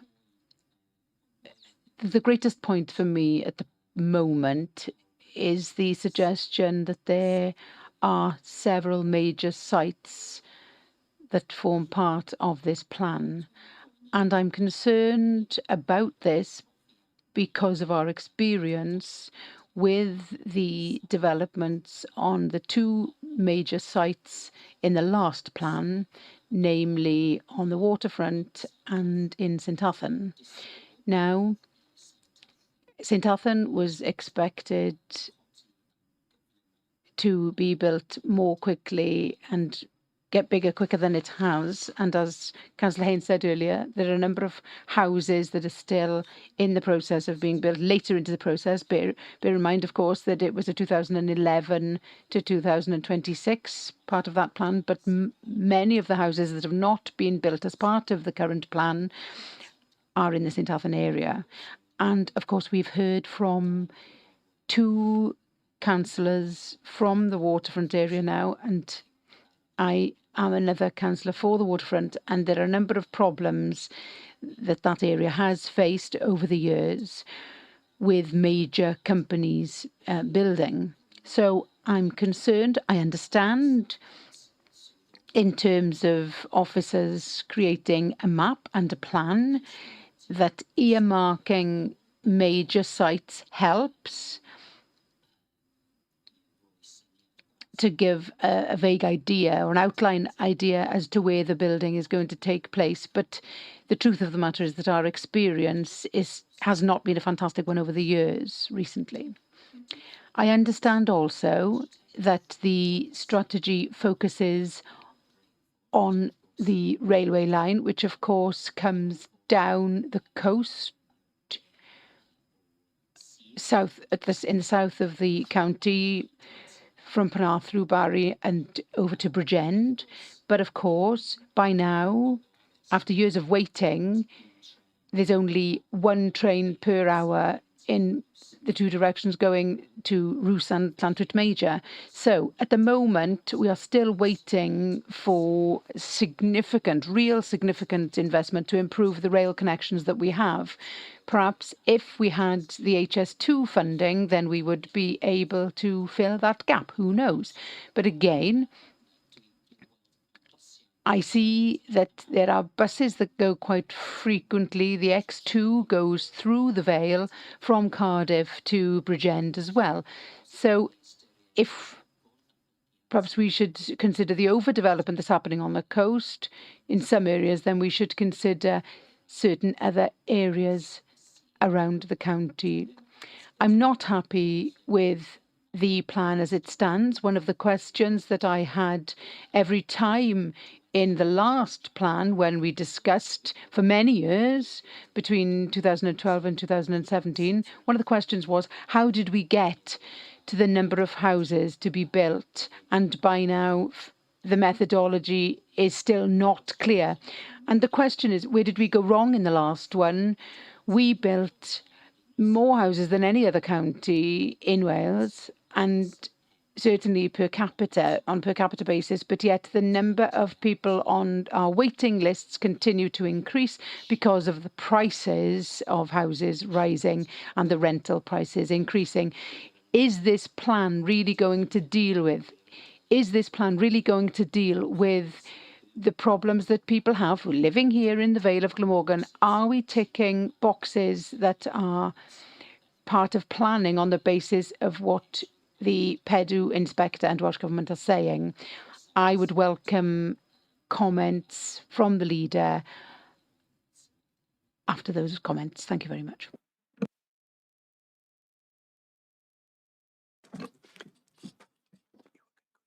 Thank you, Councillor Johnson. Councillor Sivanyanam, would you like to respond to any of those? Can I choose? Yes. Thank you for the comments. Many of the comments raised and concerns raised, I think, have been addressed in this report, in the initial consultation report. Councillor Frank's issues around residents not being listened to. You'll see that there are at least 6 annexes there which outline all the responses that we had and actions that will be taken following those responses. This is a process which, this will inform the detail of the deposit plan. So people will have more opportunities to engage with this process. So I really don't take the point that he tried to make, that residents aren't being listened to. The whole process was about listening to our residents, but not only our residents, but other, key players in all of this, which does include Welsh Government, which does include Transport for Wales, which does include Welsh Water. So, all of these people are, all of these organisations are important parts of our LDP. As far as this strategy is concerned, I'm wholeheartedly behind it, because I do feel that it has been a collaborative journey to get to this stage. There is lots of detail. If only members would read the report, you will see that there is an awful lot of detail in here about how, for example, we've come to realise that to know that the number of houses that we need, for example. It's contained in this report. What's also contained in this report is that this strategy is needed for growth. We are in a growth area. I'm not going to apologise for that. And I'm also not going to sit on my hands and not plan for that growth. We need to plan for that growth. And that is what this report is. I really do invite members to read this report more thoroughly, because so many of the points raised are included in there. Councillor Hooper's point about the communication of this, that is essential.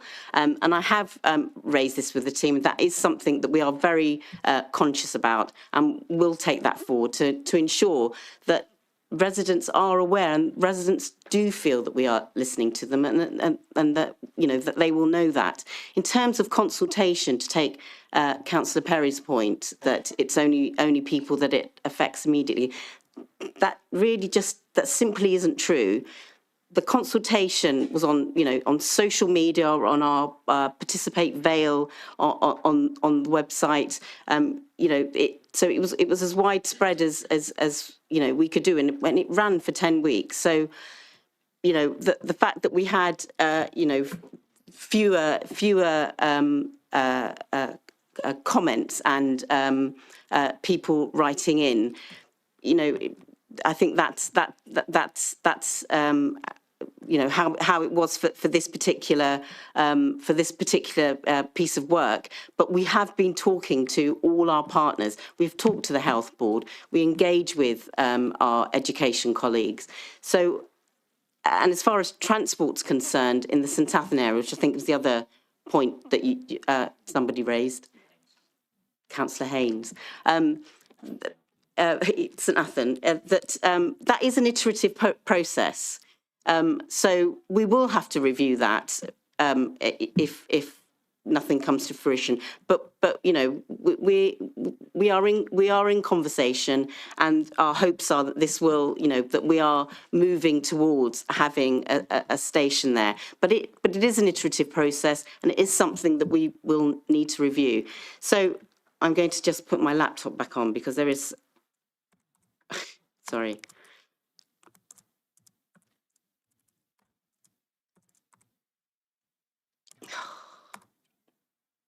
Sorry, it's because I took my finger off. I apologise. So just really to wrap up, the preferred strategy, it sets out our vision, objectives and policies, which are aimed at balancing, you know, our economic, social, environmental and cultural well-being in the Vale. So this means delivering homes, delivering jobs and infrastructure, but also at the same time protecting our environment and, you know, and other kind of cultural aspects. So, you know, for me, I think many of the issues raised are contained in this report. Please read the report. This is about sustainable development. And so I would like to, whatever I want to do with our recommendations, move my recommendations. It's very late now. I'm happy to second that. Thank you, Councillor Sivignan, and thank you, Councillor Burnett, for seconding. Councillor Johnson, is that point of order? I'm going to request that we have a recorded vote on this. Yes, just a little bit of housekeeping. So item 11 is supplementary to 10. Can we agree on item 11 and just vote on item 10 because it is supplementary to 10? Is that? Yeah, thank you, members. So we will have a vote. Democratic could set up the vote for that, and it's been a recorded vote as requested.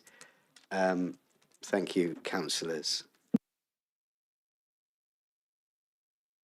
So the members, the recommendation before you is, in effect, do you agree with the preferred strategy or not, basically, to put it in simple terms. So plus if you're in agreement with the recommendations before you, minus if you're against, 0 in the middle if you're abstaining, 4 against, or abstain if you're using your laptops. Thank you.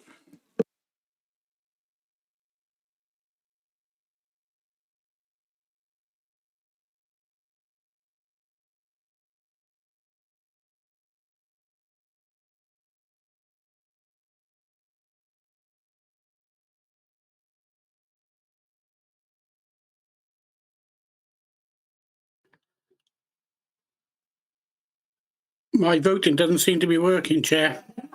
Thank you, Councillor Haynes. We're just setting it up. Thank you.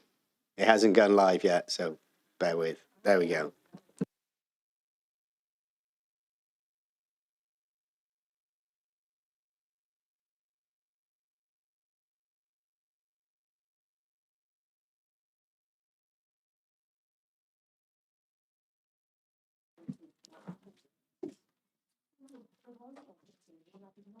Thank you, councillors.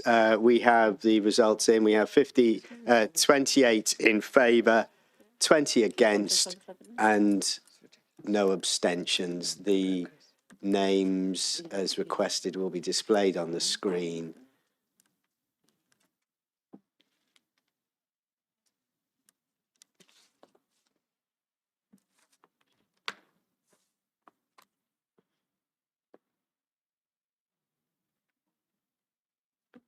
Thank you, members. That report is carried and we shall move on given the time. Moving on to agenda item 12, urgent decision procedures. Repurposing of the former C1V Vale call centre into new recreational opportunities in partnership with Legacy Leisure. Councillor Burnett, would you like to present this, please? Yes, thank you, Mayor. This is, again, very straightforward. This is just notifying Council of the use of the urgent decision procedure under Article 1514 of the Constitution, and it was relating to the repurposing of the former Contact One Vale call centre into additional recreational space in the leisure centre in Barry. And so it was used so that the bid could be put in terms of Legacy Leisure securing some funding from Shared Prosperity Fund to take that through. Just out of interest is when I was up with Contact One Vale the other day, they were saying how different it is to be in their new premises and how much better they feel to be over there. So I would just move that we note. Thank you, Mayor. And I'll second that, Mayor. Thank you, Councillor Burnett. Thank you, Councillor Brooks. If I see no dissent, that report is noted. Moving on, agenda item 13, members' questions. Question 1, housing and homelessness, from Councillor Lovelock Edwards to the Cabinet Member for Public Sector Housing and Tenant Engagement. Thank you, Mayor. I will be taking the questions to the Cabinet Member for Public Sector Housing and Tenant Engagement, and also to for education in view of their unavoidable absence. So thank you, Councillor Lovelock Edwards. An interesting topic, and as of Monday, the 23rd of September, there were 6,930 applicants registered on Homes for You. There were 204 households homeless.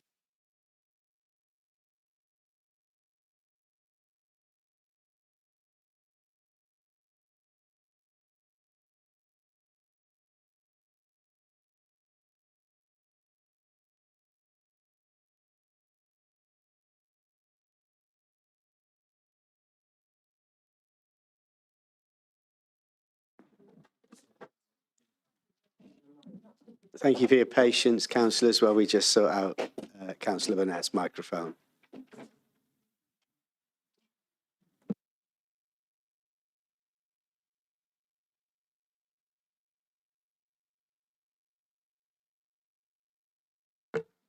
Right, yeah, we're up and running again, thank you. So, of households homeless and placed in hotel and B&B accommodation, there were 71. And homeless families with children currently placed in hotel or B&B accommodation is 4. It's currently, but over the past 12 months, there have actually been 49 homeless families with children placed in hotel or B&B accommodation. A number of years ago, this council was justifiably proud of having no residents placed in temporary accommodation. And that was 2013. And I pay credit here to the deputy leader who was cabinet member at the time and who delivered that. However, there is a current housing crisis in the UK caused by an acute shortage of affordable accommodation, meaning that this council is currently facing its highest housing demand for many years. Thank you.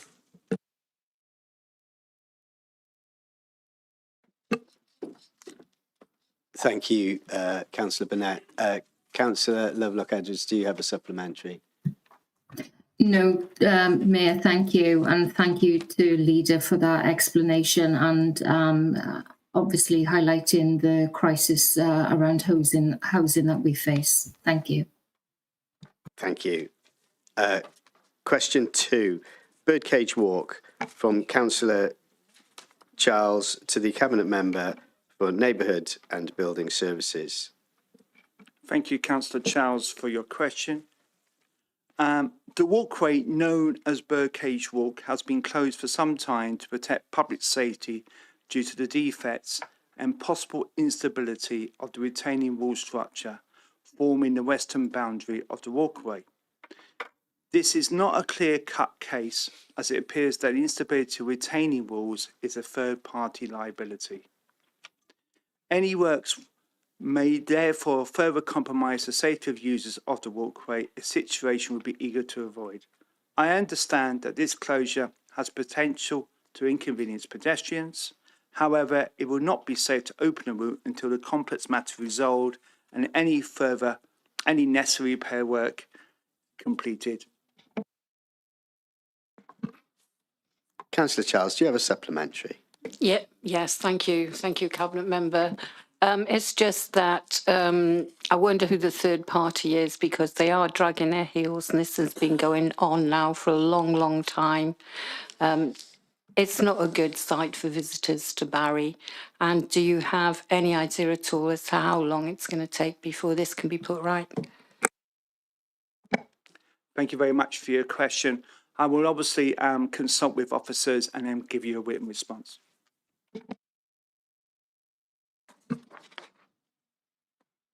Thank you, Councillor Charles. Councillor Wilson.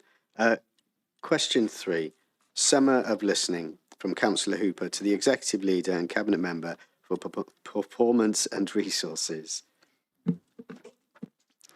Thank you, Mayor, and thank you, Councillor Hooper. There is and always has been regular and ongoing communication, both with the Prif Weinidog and with the Welsh Government Cabinet. While there's been a recess during August, that's only for Council's formal timetable. The Council's Cabinet has continued to work through the recess. There have been a number of meetings during and since the recess in which local government finance has been raised at both Welsh and UK levels. Thank you. Councillor Hooper, do you have a supplementary? I do. I just wonder why, when Eluned Morgan gave her priority, she made no reference to local government in the Senedd, and I'd be interested as to why any representation seemed to be so ineffective. I think that's more of a statement than a question. Local government does feature high on the Prif Weinidog's agenda. I've just got another meeting shortly with the Cabinet Secretary. And I said we have open access and also at a UK level. So I really don't recognise that. Thank you, Councillor Burnett. Thank you, Councillor Hooper. Question 4, mental well-being and resilience of young people, from Councillor Payne to the Cabinet Member for Education, Arts and Welsh Language. Thank you, Mayor, and thank you, Councillor Payne. It's quite a complete answer. A strength of the local authority, as evidenced in the recent successful Estin inspection, is the strategic development of educational provision and practitioner skills to support the mental health and resilience of children and young people. Significant investment has been made in workforce development to enhance practitioner knowledge, competence and confidence in supporting the emotional, social and mental health needs of learners. Productive working with a commission provider to influence school improvement planning, coupled with very effective partnership with Primary Health Wales, CAMS and the Special School Outreach Service, has significantly impacted on the quality of provision in mainstream schools. The strategic long-term approach taken to support well-being and address the growing complexity of social, emotional and mental health needs of learners has been exemplary. The current social, emotional, mental health and well-being strategy is a culmination of 5 years of work. And whilst recognising that there is further to go, it's nevertheless responding to these increasing and continuing demands. Extensive support has been provided to school to work with an evidence-based psychology-informed framework that incorporates an understanding of developmental trauma, ACEs, attachment and the neuroscience of mental and ill health. Excellent engagement from schools in the whole school approach to mental health and well-being show that nearly all are engaged in improvement planning, having made effective use of a range of qualitative and quantitative data and information to address the needs of children and young people. The Council's provision is further enhanced by an outstanding youth service, again, which was noted in the recent Estin inspection, which offers a range of effective and well-used activities to support the mental health and resilience of children and young people. As well as having a number of generic intended benefits, the strategy is also a concerted effort to enhance school attendance, tackle persistent absenteeism and reduce exclusions wherever possible. Delivery of the strategy is both influenced and promoted by reference groups, including the Wellbeing Improvement Board, Schools Wellbeing Forum and the Joint Education and Health, Wellbeing and Mental Health Monitoring Group. Thank you. Do you have a supplemental? I do, thank you. Thank you for that answer. I appreciate the answer and understand the pressures that practitioners, youth work practitioners are under to deliver quality services. So I really commend them. And the Estin inspection was brilliant, particularly with the focus on well-being. And as well-being champion, the psychologically informed approaches is something that I'm interested in. We've also had good school inspections. There's been lots of partnership working between schools and youth services. So I was interested to know about the partnership element between schools and youth services. So thank you very much for that. I think on that, I could come in and say that our youth services work very much in partnership across our schools. And whenever I'm visiting schools, they tell me about the support that they have, particularly in the areas of increased levels of mental health and well-being issues with young people, and also with absenteeism. So, as I said, the one phrase that I picked up when we had the feedback from the Estin report was that the youth services have an ethos of no child left behind, and I think this is very, very valid, particularly in this area. Thank you.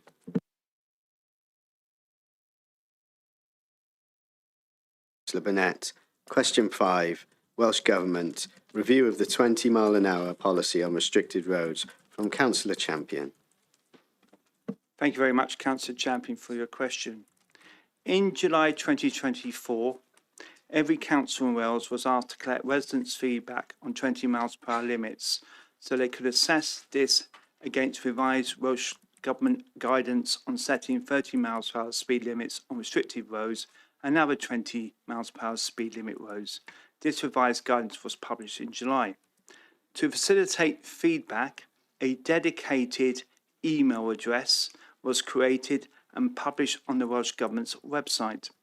The Council has subsequently received some 284 emails with a request for over 50 roads or sections of roads to be reviewed on 20 miles per hour, and a section road throughout the Wales local highway network.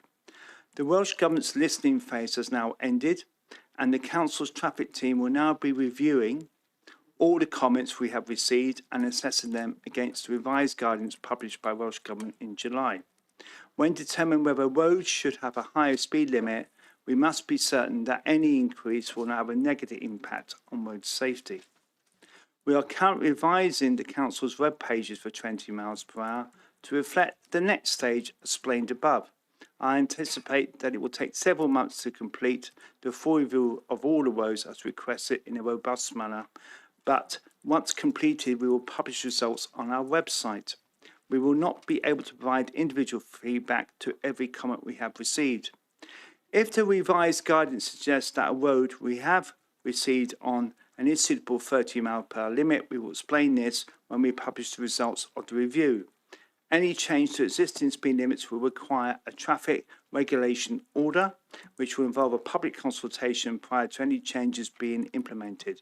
Any objections to our TO will be considered as part of the Council's normal decision-making processes.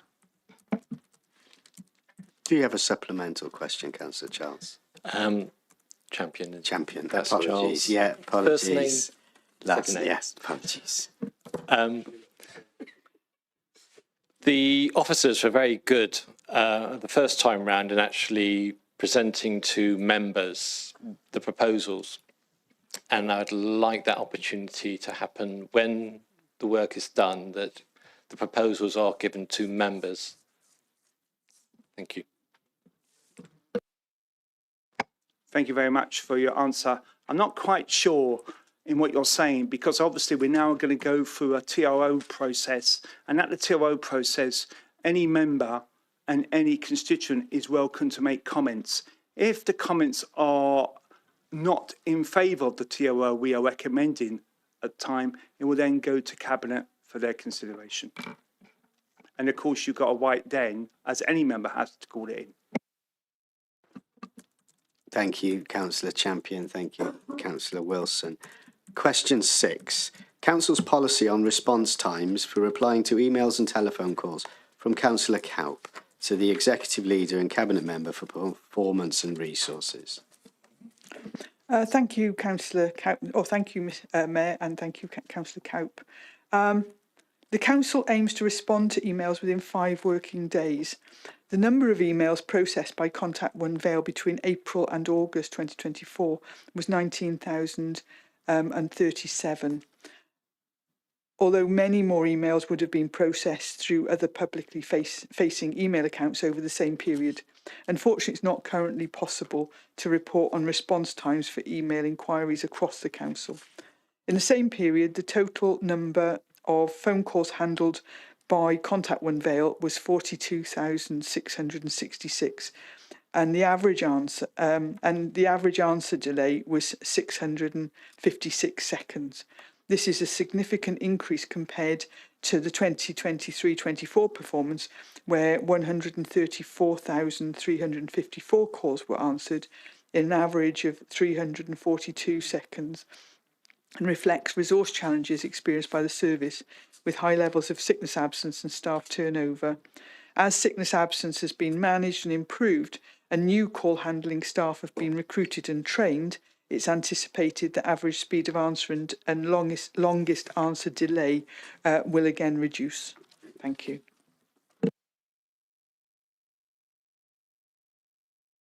Burnett, do we have a... Oh, that was the supplementary. Oh, sorry, Councillor Camp. Do we have a supplemental question, please? Yes, please. I'm just wondering if the council have any plans to monitor the situation, because I've had so many complaints, and even I know from my own experience that my emails aren't being answered within 5 working days in some occasions. Thank you, Councillor Cope. There are some areas that can be monitored. I think that a lot depends on the actual level of contact that we receive and the complexity of those letters. I think we would all know that we receive some emails that you can answer literally in 30 seconds, and some will actually take a couple of weeks of research to get an answer to. So I would hope that we are able to at least get an acknowledgement to everybody within a short period of time. And I mean, I said we do monitor it because we've got the figures here, and we can move forward on that. Thank you. Thank you, Councillor Cowp. Thank you, Councillor Burnett. Question 7. School of Sanctuary, from Councillor Drake to the Executive Leader and Cabinet Member for Performance and Resources. Thank you, Mayor, and thank you, Councillor Drake. It is actually a great pleasure to note that Holton Primary School was awarded School of Sanctuary status on Friday the 20th of September. I know you're a governor at the school. The first primary school in the Vale. I was delighted to join the school for their celebration alongside Councillors Rhiannon Birch and Ruba Sivanyanam, as well as the new Vale of Glamorgan MP, Kanishka Narayan. It's also with a sense of pride and worth acknowledging the strength and depth of such practice in the schools in the Vale, as many others are in the process of preparing for the School of Sanctuary status. Thank you. Do you have a supplemental question, Councillor Drake? No, I just wanted to thank you for that, but I would like to know what other schools are applying for this or have already applied. Thank you. To my knowledge, when we were at Holton, they said, I was told that 22 other schools are in the process. I don't know if that's 21 and one's already got it, because I'm aware that there's another celebration outstanding. I'm also aware that our first secondary school was St Cyri's School in Penarth.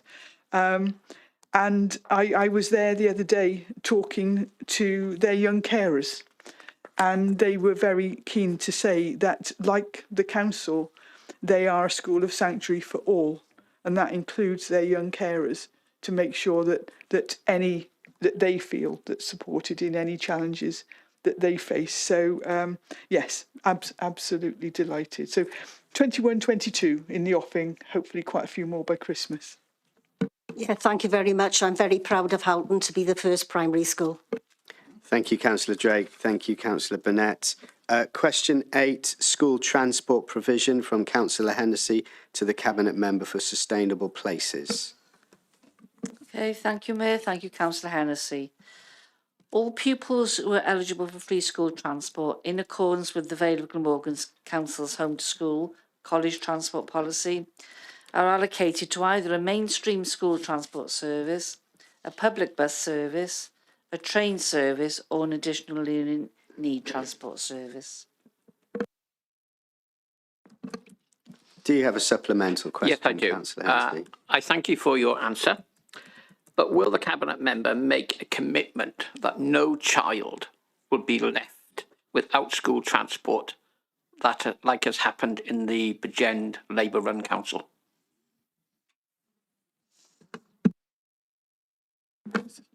Don't see the relevance to the question, I'm afraid. Thank you, Councillor Hennessy. Thank you, Councillor Brooks. Question 9, Council Office Accommodation, from Councillor Asbury to the Executive Leader and Cabinet Member for Performance and Resources. Thank you, Mayor, and thank you, Councillor Asbury. The Council's been reviewing its office accommodation following the change to more hybrid working arrangements for office-based staff. A corporate project called Islare, which is your space, has been established for some time. The annual update to Cabinet in respect of the actions and targets from our corporate asset management plan was reported to Cabinet on the 18th of July 2024.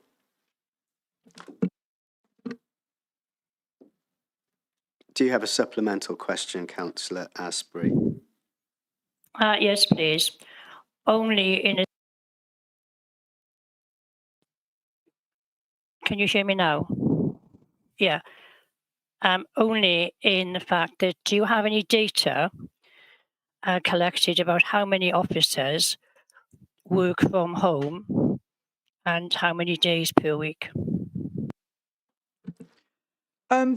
There is all sorts of data that is collected, which informed the corporate asset management plan and the Islare project. I think actually it's worth mentioning at this point, there are only 20% of council employees that are actually eligible for hybrid working. And, you know, I've actually worked in a hybrid manner since probably about 1997.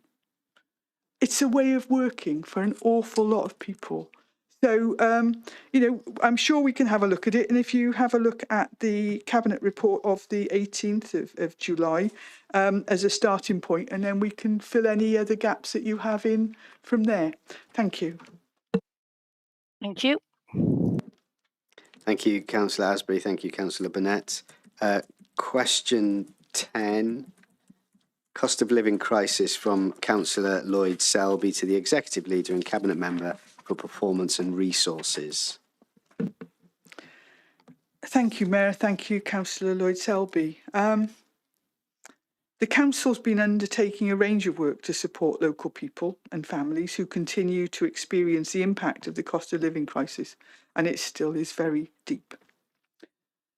We reported this activity most recently to Homes and Safe Communities Committee in July. Specific to cost of living rather than poverty more broadly, this work spans across all areas of the Council's activity, including through schools. We focused attention on food insecurity, supporting people who may be lonely or suffer from social isolation, working with partners on providing warm spaces and ensuring access to activities at no or low cost. As Councillor Lloyd Selby would know, for everyone else, the Council established a cost of living reserve to support this work.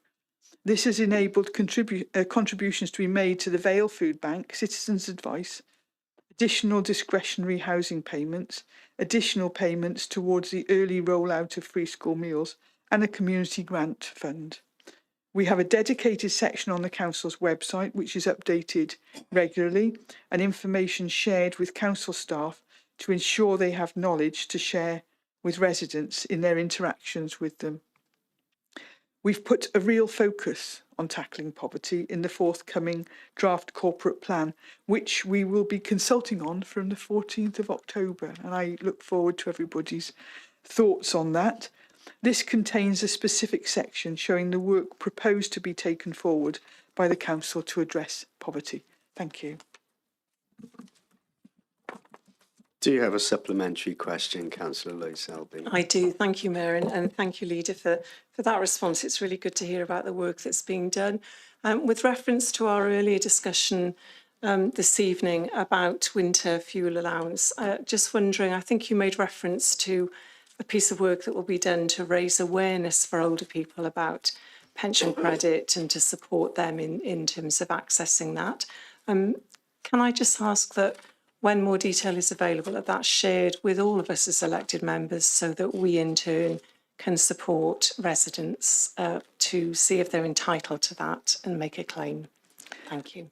Of course I will. And for anyone that is interested in that, it is the whole area of knowing that there is an increase in response if you can target communication to people and use the information that's available to find out which people are more likely to be eligible for council tax benefit, not council pension credit. There are some legal and GDPR things we need to get through, but as soon as we have that information, I will make it available to all councillors. Thank you. Thank you, Councillor Lloyd Selby. Thank you, Councillor Burnett. Question 11, proposals for Eagleswell site from Councillor Carroll to the Executive Leader for Performance and Resources. Thank you, Mayor, and thank you, Councillor Carroll. Planning permission has now been approved for temporary housing on the site. This consent is for a maximum of 5 years. Accordingly, the longer-term future for the site will be considered in due course over the next 18 months, with a particular focus on permanent housing solutions and the possibility the site could be utilised as part of the Health Board's longer-term requirements. This element, namely the provision of a health centre facility for Llantuit Major, is an aspiration of ours, and we have and continue to discuss this with the Health Board at a senior level. Thank you. Do you have a supplementary question, Councillor Carroll? Yes, thank you very much, Mr. Mayor. The leader recently claimed that the community of Llantwit Major had, and I quote, embraced this development. Given that the community's response to this development gaining planning permission was for many, many people to raise tens of thousands of pounds to challenge it in the courts, would the leader please inform the council just exactly what she means by the term embraced? The people of Llantwit Major are warm and welcoming of people in need.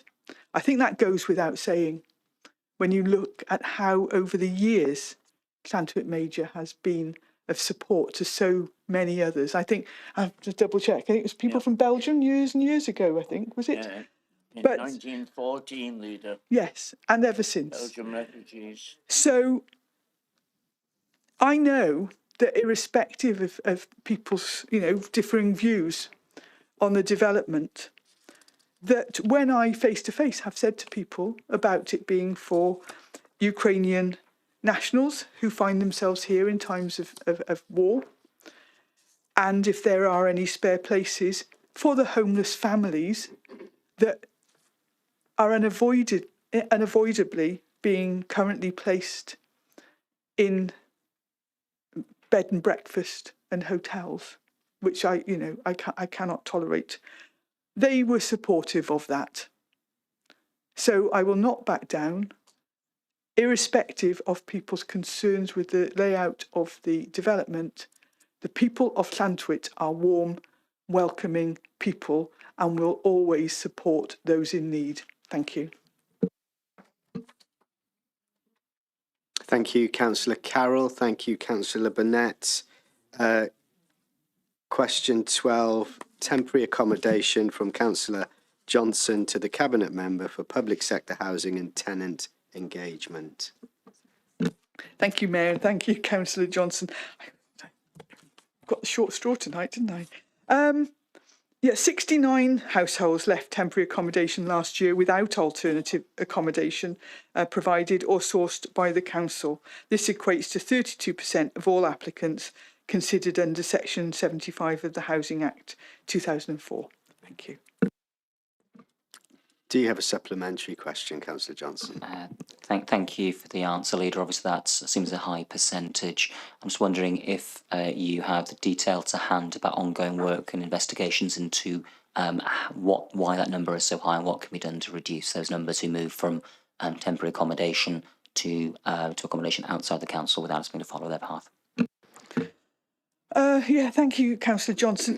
I think in many ways, I think we have to accept the complex needs of quite a number of people who find themselves homeless. And obviously, we do a lot of work in terms of supporting people, etc. on that. Of the 69 cases, 66 were single-person households. And the main reasons for leaving temporary accommodation recorded are that they either voluntarily left, non-engagement with homelessness inquiries, or intentionality.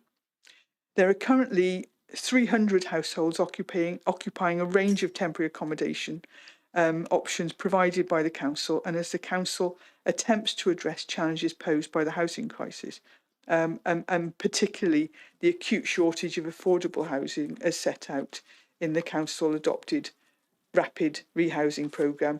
And there are also a number of initiatives that we're taking on that. But I suppose the main thing that I can say is the reasons why those 69 people have left it. But I'm sure the housing team could probably dig into that a bit deeper if you so wished.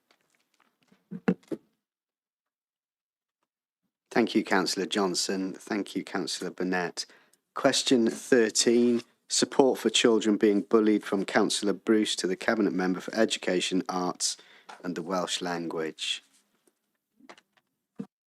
It's me again, yes. Thank you, Mayor, and thank you, Councillor Bruce.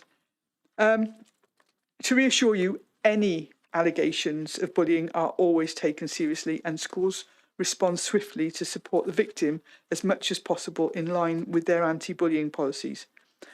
And I need actually to reiterate this is no pupil would be forced to move in these circumstances.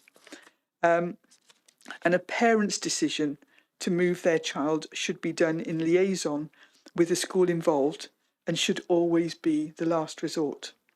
Free school transport is provided in these cases if pupils meet the qualifying criteria, and it is a managed move between schools or is agreed by the local authority. And our schools are well versed in supporting children in managed moves. In order to ensure full support is available, the admissions team immediately alert the relevant school and internal officers when applications for school transfer are received that reference bullying as a reason. This allows for intervention when parents have not raised the issue with the school initially.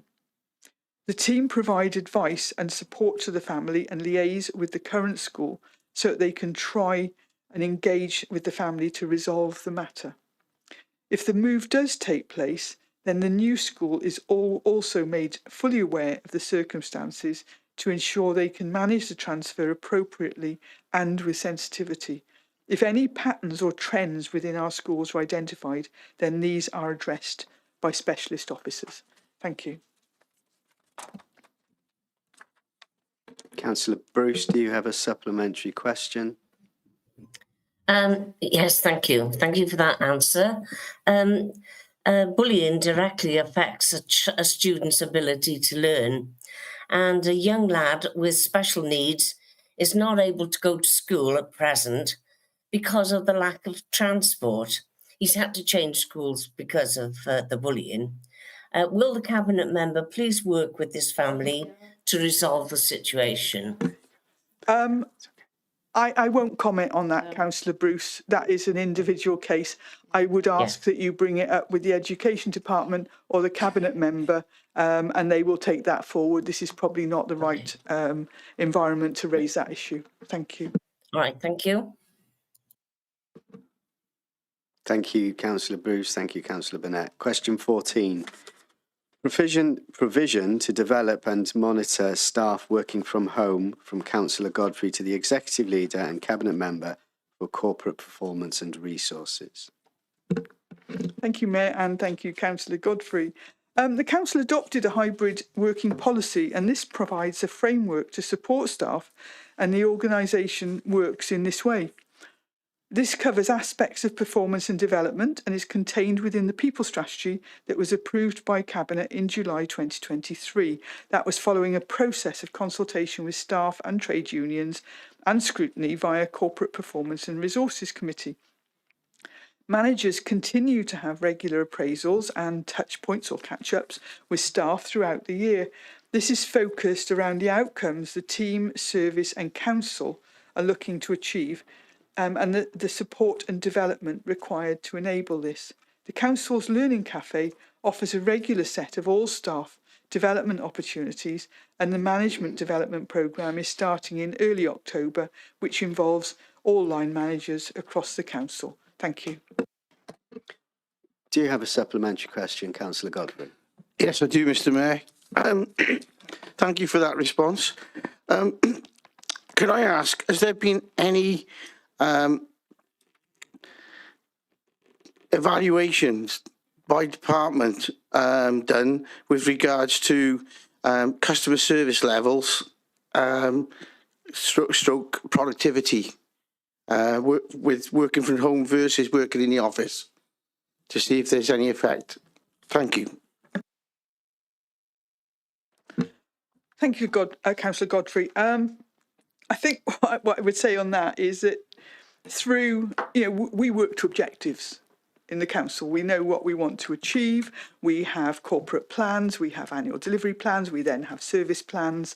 And so when there are those appraisals and there are touch points, it actually focuses around the outcomes of the team, service and council. And if they are not reaching their agreed objectives, then obviously it's investigated. When you work very closely together in the council, then if people are suffering or experiencing difficulties, it's normally very easily spotted, and the relevant support can be put in. So yes, our staff through the development team, I'm quite happy that we can provide you links to the people strategy and that sort of thing, so that you'll see just how much we do support our staff to be the best. Thank you. Thank you, Councillor Godfrey. Thank you, Councillor Burnett. Question 15. Adoption of services from Councillor Haynes to the Cabinet Member for Neighbourhood and Building Services. Thank you very much for your question, Councillor Haynes. The Vale always encourages developers to enter into formal agreement with the Council for the adoption of local roads and public open space created as part of new development sites within its local area whenever practicable. However, this does rely on the cooperation and agreement of the individual developer concerned. Not all site developers will offer new roads or open spaces for adoption, and in these cases, a management company is set up to maintain the estate roads, and this should be clearly explained to home buyers at the point of sale. The developments at Iglis Brewis and East Vale, presumed East Camp, were originally constructed many years ago by developers on behalf of the Ministry of Defence to house serving RAF staff and their families. The Council subsequently adopted the majority of these roads associated with each site. However, various elements of footways and verge areas were, for whatever reason, excluded from the adoption process and have historically been maintained by MOD until the housing stock and associated land were transformed as part of the sale of the housing stock to large private real estate owners named Annington. The maintenance and upkeep of unadopted elements of the estate are therefore the responsibility of Annington or any management company or cooperative that may be in place to do so on their behalf, for what residents should have made aware of any associated maintenance charges for these areas when entering into an appropriate lenting agreement purchasing a property along those affected streets. I regret it is not appropriate for public monies to be expended on their maintenance or repair at this time, and the unadopted elements will need to be brought up to adoptable standards or proven to be of an adoptable standard by the existing management company, should they wish the Council to consider any potential adoption of these footways, verges or other assets in the future via suitable legal process.